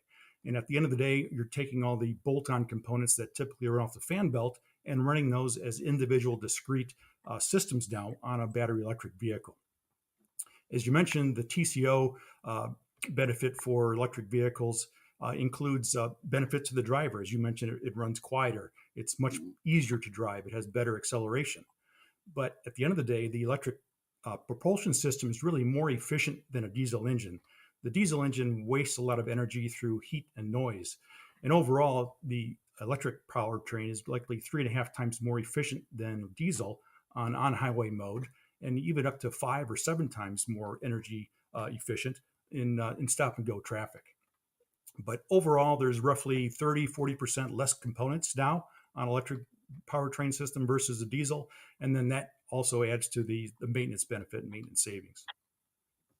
That about the components, the less need, well, the percentage less of components that are needed.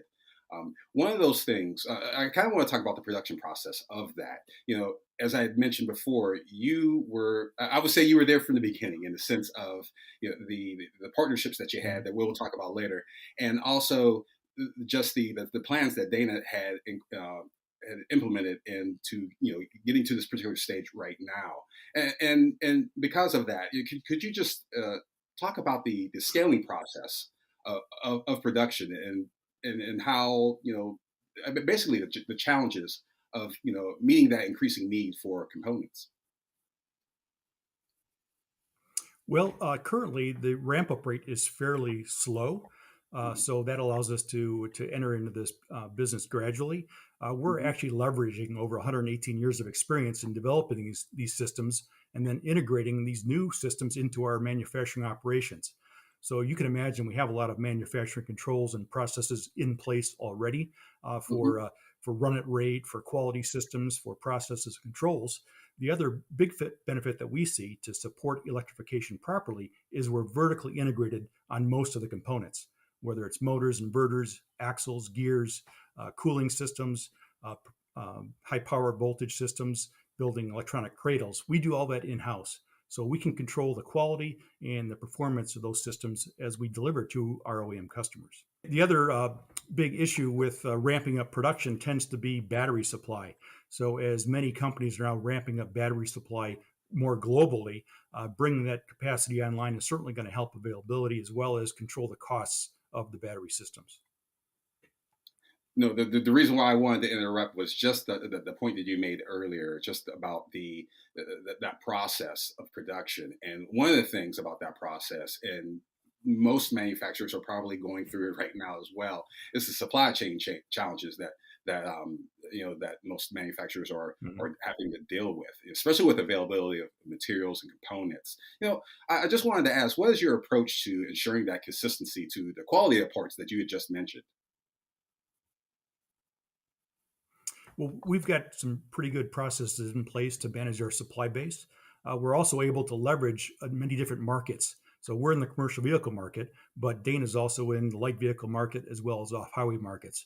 So we're able to leverage that supply base as well as our own internal manufacturing across the globe. So that certainly helps us in terms of being able to deliver products to our customers on time. Where are some of the internal challenges that you face in that particular process? I would say the biggest internal challenges is we're adding a lot of new equipment and tooling in place to support the new business.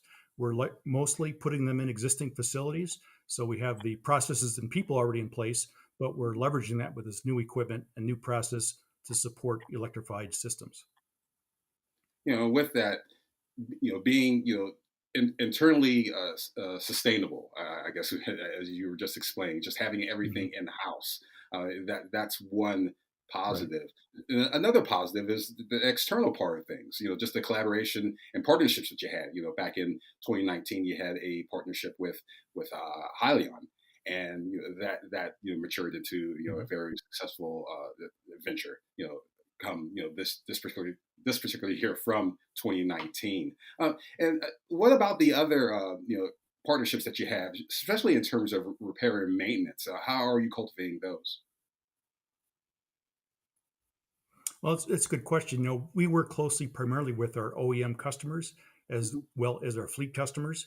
So we were able to also leverage our internal processes that we already had, being in the driveline business for so long, where when it comes to supporting our external customers and partnering with them, they can use existing systems that we already have in place, such as one-stop shop, one phone call, basically does it all, whether you're talking about conventional or traditional products or our electrified products.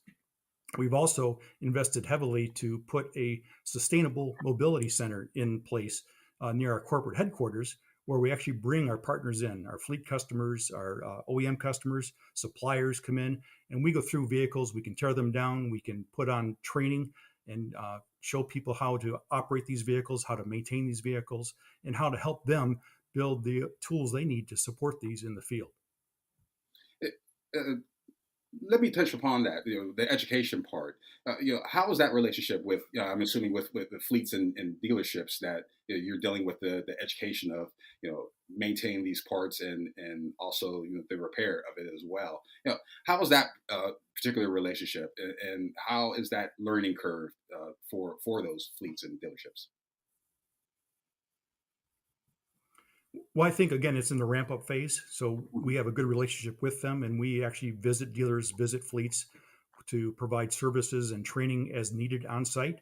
Like I said, another benefit is to bring them in our facility, because they may not have seen many electric vehicles yet, since it's really just starting in our industry. Largely speaking, North America, or really the rest of the world, is probably 10 years behind China in implementing electric commercial vehicles. So we're really lagging behind China in general as the rest of the world, and that's going to continue to grow, and it's going to grow with more quality systems and systems that are reliable and actually work.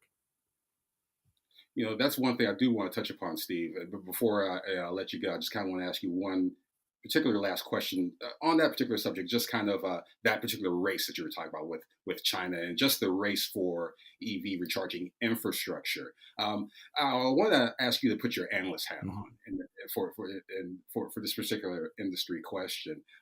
Where do you see the infrastructure of EVs, just when it comes to the production and the recharging of these vehicles when this ultimately becomes critical mass? Where do you see that playing? How do you see that playing out in the next 5-10 years? Really, we're concerned about the infrastructure really lagging the need in terms of receiving electric vehicles. Electric vehicles are already available, and our fleet customers are concerned about how are they going to charge all these vehicles. So they may have to think about where else they may have to move their facilities to get access to charge stations. There's going to be an evolution of how to charge vehicles, whether it's wireless charging through the road through a mat. Applications such as yard spotters or drayage vehicles can charge on site, which makes it very convenient, so they can get more use out of these vehicles. So that's evolving as well. But we do need more work on infrastructure, whether there's going to be stationary power where you can actually have battery storage on site so you can charge these batteries up in off hours. So that's going to evolve over time as well. But right now, I would say that the infrastructure is probably the pacing item that we hear from our fleet customers of how we're going to be ready to support the move towards green technology fast enough. That's what makes the future so wonderful and so exciting to anticipate. We are speaking with Steve Selinsky, Director of Global Product Planning, Commercial Vehicles for Dana Incorporated. Steve, it was a pleasure having you on, and thanks for teaching us the world of OEMs. Thank you, Mike. It was a pleasure to be with you today, and looking forward to seeing you soon. Likewise. When we return, Seth Clevenger discusses electric truck adoption and technician training with Scott Bay, Senior Manager of Business Operations at Volvo, and David Tomasma, Dealer Development Manager at Volvo Group.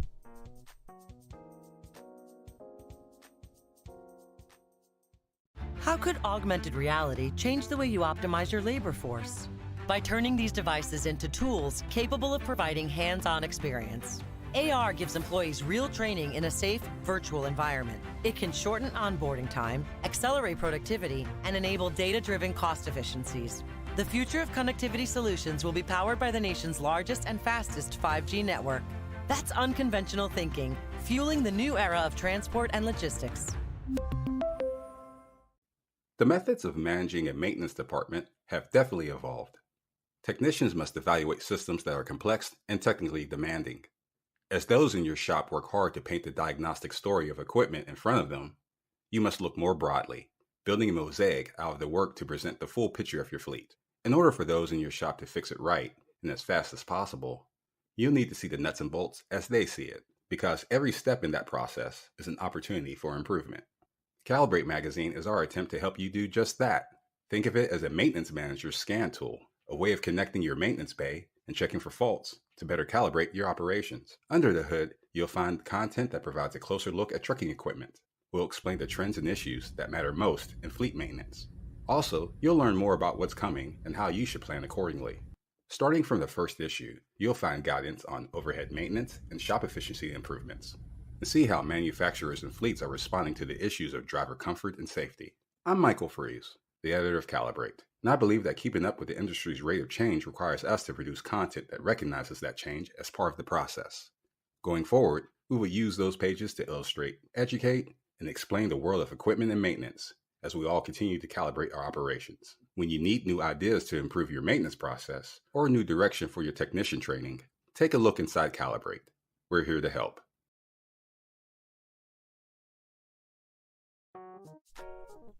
Next up, Managing Features Editor Seth Clevenger interviews Scott Bay, Senior Manager of Business Operations at Volvo, and David Tomasma, Dealer Development Manager at Volvo Group. Next on Recharge, we're going to continue our conversation about electric truck maintenance and technician training with two subject matter experts from Volvo Trucks North America. So I'd like to welcome Scott Behe.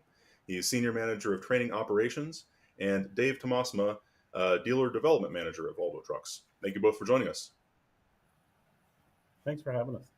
Thanks for having us. Yeah, Scott. So I want to start by discussing how you're training technicians to work on electric trucks. Of course, this is a very different type of vehicle, right? And that can be daunting for technicians who have been working on diesel trucks for years, if not decades, and those who have had a long career in the industry.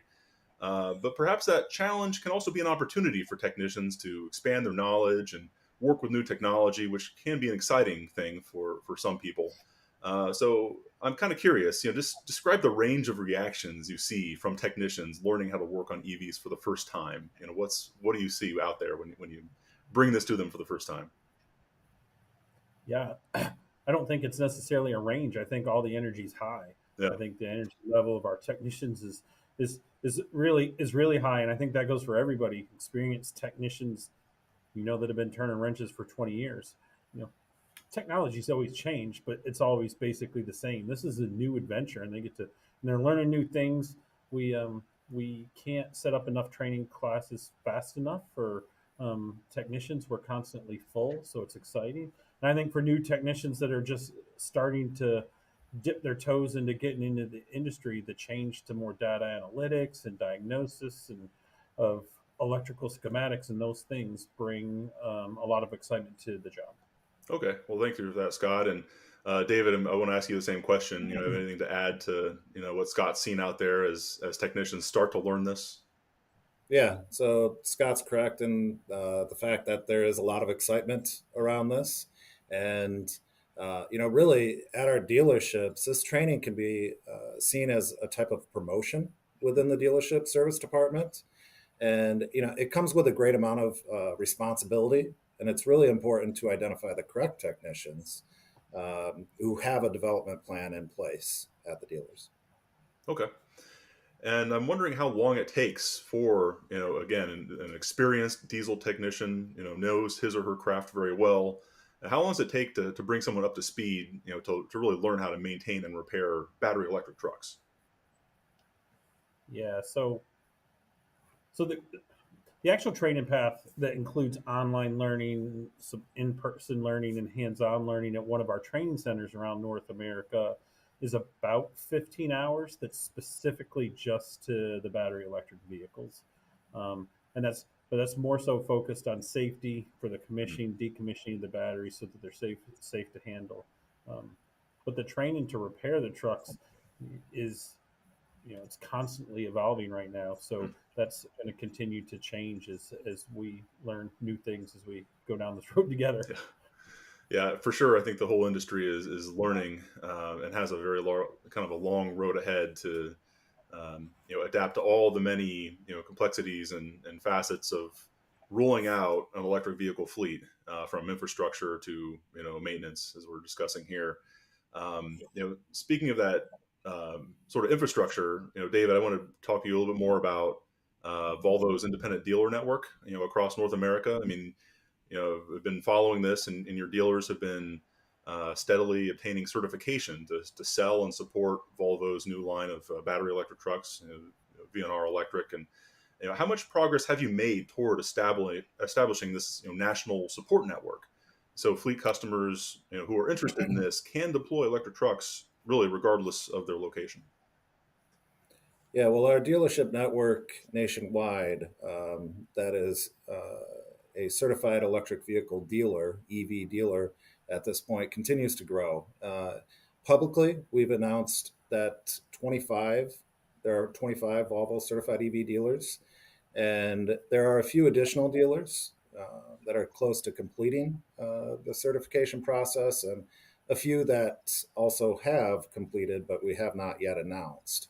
So, these locations, they span across North America. They cover 21 different U.S. states and Canadian territories at this point. And there's also numerous other dealerships that are currently working through this process. Okay. And Scott, anything else to add on, sort of the process of getting this support network in place, through dealers, and also, the fleet operators themselves to support these new vehicles? Yeah, I think we have a really strong systematic approach, and at the end of the day, our dealers are going to be the experts, right? It's new technology, and we're very specific with who we're training and certifying. And right now, that's our dealers, because they're just going to be the ones, because it is high voltage. I'm sure we'll talk about those things at some point, but it's a very specific safety concern. So we want to make sure we emphasize and lean on our dealer network. Okay. And I also want to dig in a little bit more into the this EV certification process for the dealers. So Dave, what steps does a dealer need to undergo? What steps do they need to take? How much training does their staff need, so they're prepared to support their customers as they start to deploy these vehicles and work through the complexities of situations like vehicle charging. What goes into taking a dealer and getting them ready for this? Yeah, great. So our certified EV dealer process focuses on four main topics that include safety, charging, the dealership facility, and employee training. And first, we begin with safety because it is the most important aspect of this whole process. And then we move on to charging, and that charging choice and installation, it takes the longest amount of time in this process and is the largest investment as well.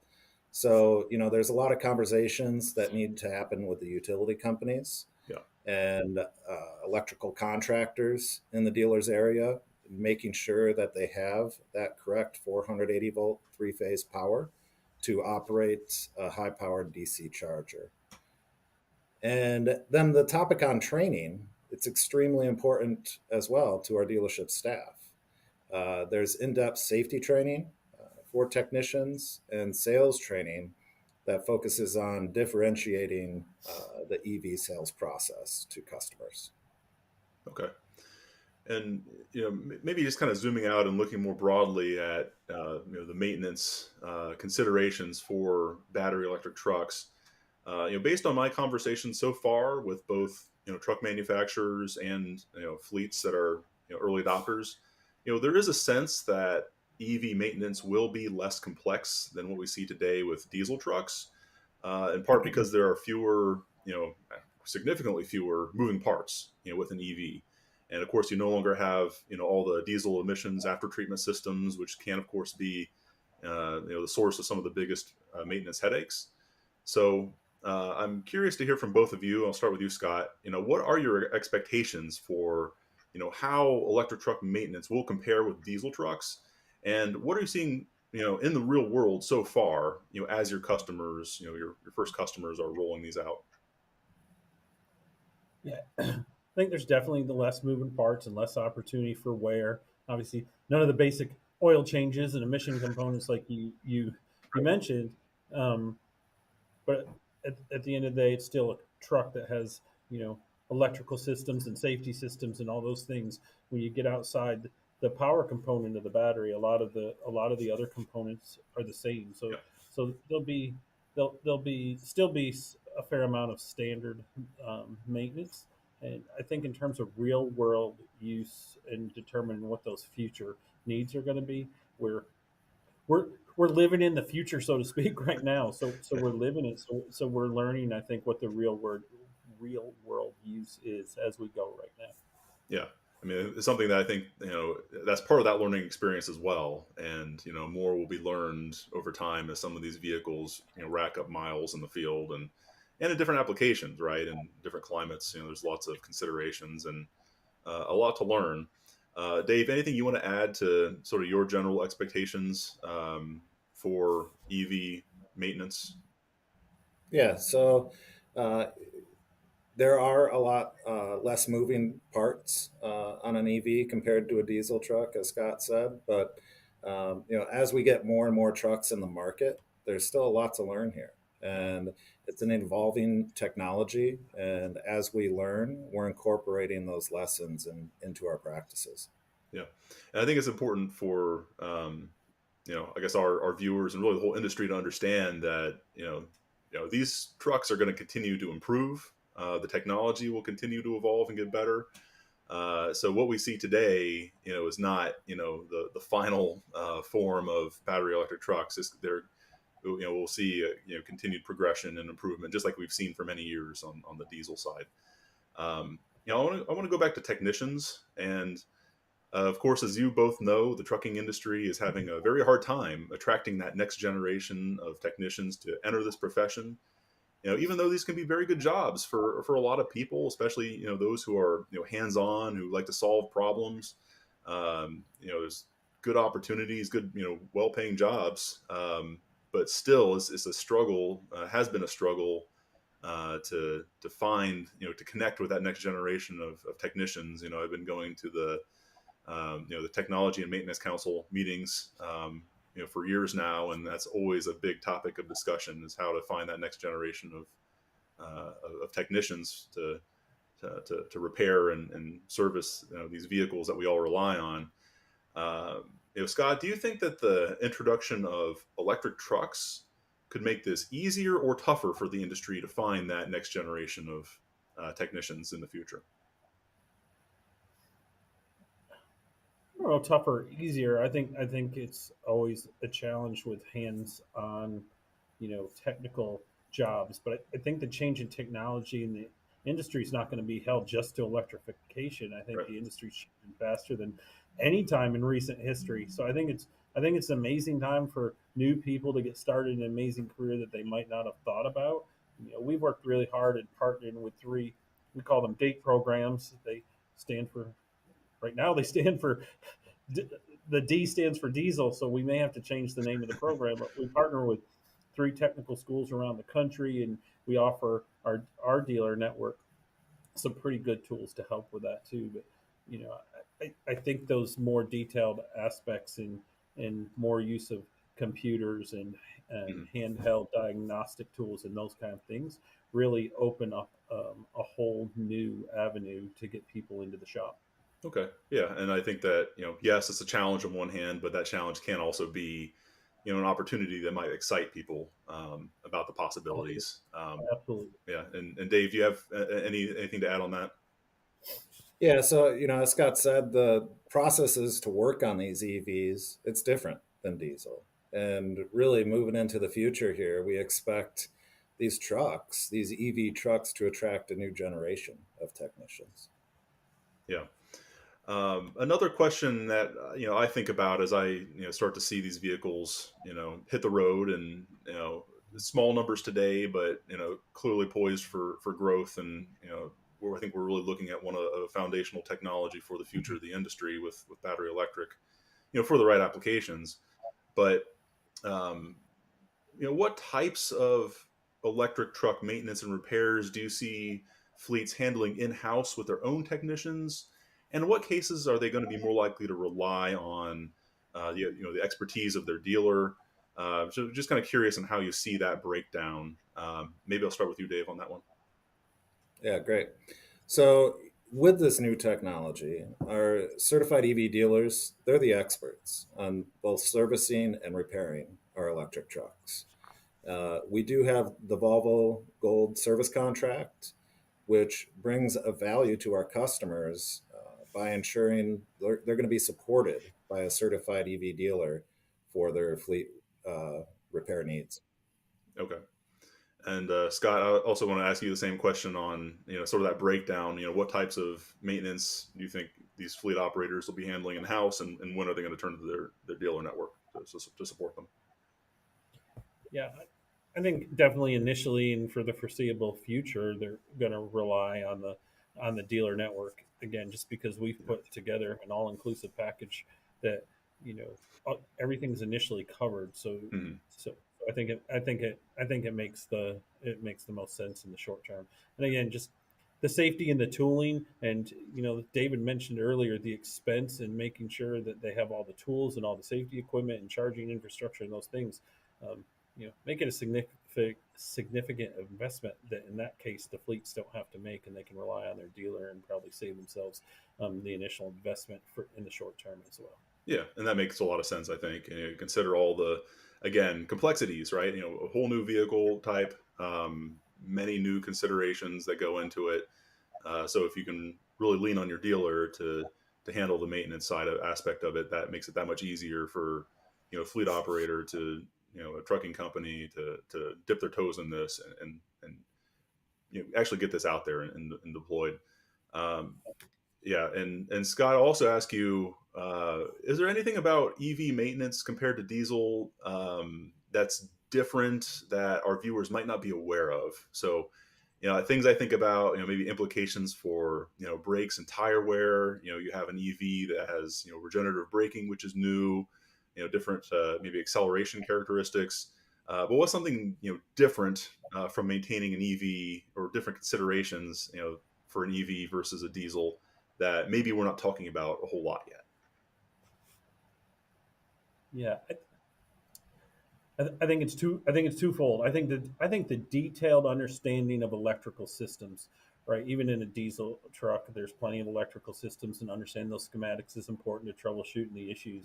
But I think understanding the electrical systems and the analysis and how to diagnose those troubles, that's now so much more electronic and done by plugging in laptops and handhelds and finding the troubles that way and understanding the technology of it.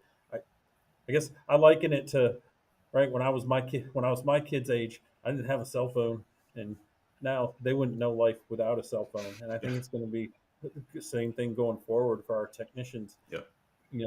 Some of the older diesel technicians have that knowledge of those electric schematics, but using all the technology tools that go along with it to work on trucks today, it's a little different. And in the coming years, it's just going to become second nature. But I think that's the thing that stands out to me is, well, you don't have to be an electrician. Understanding what it would take to be an electrician doesn't hurt. Yeah, fair enough. Dave, anything to add to that? Yeah, so our electric trucks, they've got a high voltage battery storage system, and part of the certified EV dealer process is our dealers putting in place personal protective equipment and insulated hand tools that are needed to work with to both maintain and repair these trucks. Yeah, certainly some safety elements, and maybe I'll get into that right now. We've been kind of alluding to this a little bit, but of course there are some specific safety procedures for working with electric trucks. We're talking about some very high voltages, so maybe just quickly walk us through some of these new safety procedures that are going to be important in maintenance shops, especially these dealers that are going to be working on these vehicles. Either one of you can jump in on this, and then be happy to hear both your thoughts. I'll start here, Scott. So, with certain repairs on these electric trucks, the battery is going to need to be disconnected. And this is when a certified EV technician will use that PPE and insulated hand tools to protect themselves while working on the truck through that process and working with that high voltage system. Yeah, there just has to be extreme awareness of the hazards that come with high voltage in electrical systems. The safety and understanding of that process Dave just mentioned of how to disconnect the batteries to make it safe to work around and be around and use all the PPE correctly. I mean, you almost think of a lineman in an electric truck up on high wire. I mean, they're using a lot of the same PPE now to work on a truck, and we do a lot, and Dave and his team do a lot to ensure our dealerships are properly prepared and equipped with all those things, and they have the right tools and the right equipment. It's not a order an electric truck and show up and sell it and service it. There is a long process that goes to it. So it's definitely an investment in time, but especially it's a really big investment in their people to make sure that they're protected and safe.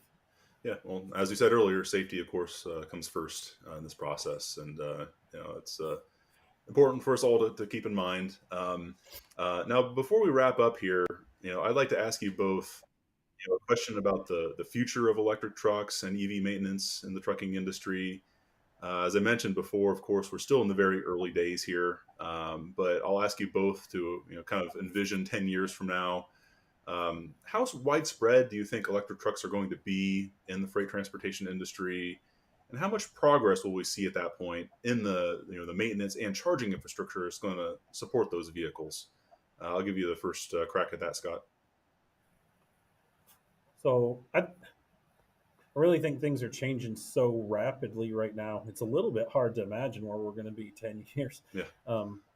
Because it's electric and it's a lot more than that, right? It's going to be autonomous and other things, and all those things that'll play roles together. But today's batteries with a full load can go X distance, but in 10 years they're probably going to go significantly farther and charge faster and do all those things. So I think in addition with all the other technologies coming, we're going to make sure we're here to constantly update the training and the technology so that we can keep being an industry leader in electric vehicles. And then I think there's some things that are out of our control to some degree, like national infrastructure and those things. But again, Volvo's been very aggressive with that. And we've formed some really good partnerships and created some charging corridors, especially in California, where there's been early high adoption of electric, and partnership with Pilot and Flying J to identify locations where we can help them set up charging stations too. So while it's somewhat out of our control, Volvo's not just sitting by and waiting to see what happens, or being a leader at the government and national level as well. Okay, well, thank you for that, Scott. And Dave, I'll ask you the same sort of crystal ball question on how you see this emerging piece of the commercial vehicle market growing and evolving over the next 10 years. Yeah, great. Thank you. So I would second everything that Scott just said as well. We're currently in the early days of the transportation industry's transition to either electric or zero emission vehicles. And really, the Volvo Group, we're committed to being a leader in this space and continuously developing the current technology that we have and always looking for and developing new technologies as they come along as well. So great. Well, hey, I really appreciate you both taking some time out of your day for this conversation. It's an important conversation because there is so much to learn, as we discussed, throughout this conversation. But it's been fascinating to watch, and we'll be watching it very closely as we see more and more of these trucks hit the road. So, thank you again for both Scott and Dave for joining the program. Again, thanks for having us. Next up, host and Transport Topics Executive Editor Joe Howard turns nuts and bolts during wrench time with Features Editor Michael Fries.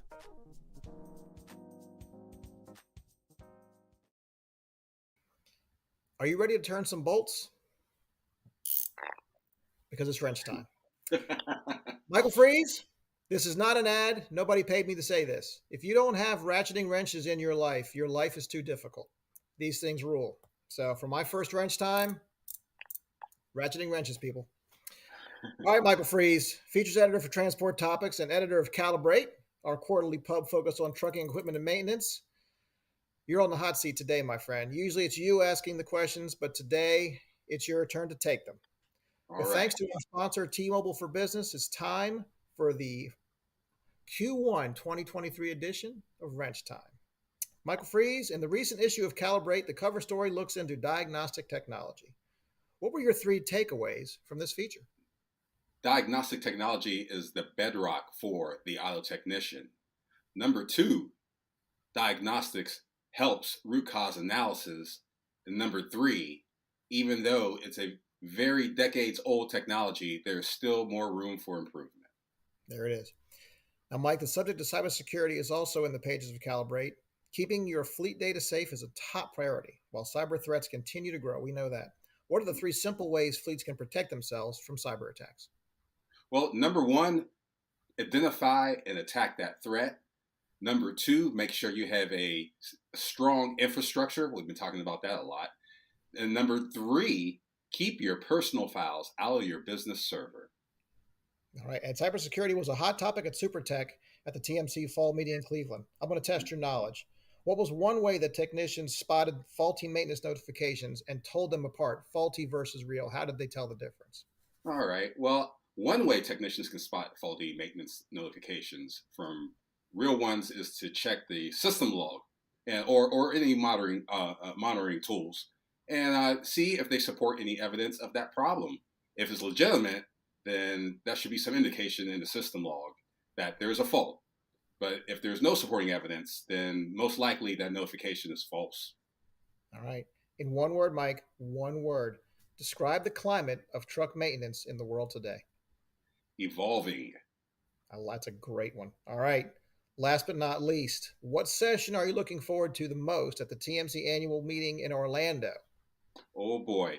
Brake lining classification. Nice.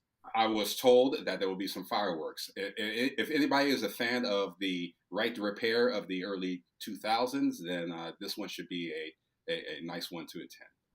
I'm going to tell you what, I might have to go to that one with you because I remember the days. I am old enough, I have to admit, and I was raised by a mechanic. My father was a mechanic, and I remember the days I have seen him do it. Take a brake drum, pick up the air, blow out the asbestos dust everywhere. I mean, people did it day in and day out. We have come a long way with brake lining for sure. And I actually am glad to hear that this session is on the agenda, and that is something that people are paying attention to. I mean, look, we've come a long way from those days, but that doesn't mean we're done. As you said, evolving. All of this is evolving. Electronic diagnostics is evolving. Brake linings are evolving, maybe even wrenches. So that will do it for Wrench Time. Michael Fries, thank you so very much. I will see you on the other side. That will do it for Recharge, the Q1 edition of the TT Magazine event series.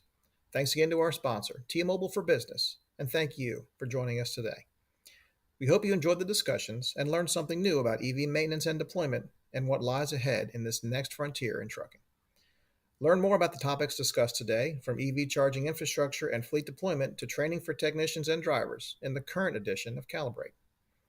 And join us June 6th for the Q2 edition of the TT Magazine event series, which will focus on subjects covered in our technology publication, iTech. In the meantime, keep up with everything going on in trucking at ttnews.com. I'm Joe Howard, Executive Editor of Transport Topics, and I thank you for joining us. So long. Thank you for joining us. This was a Transport Topics Magazine event series production.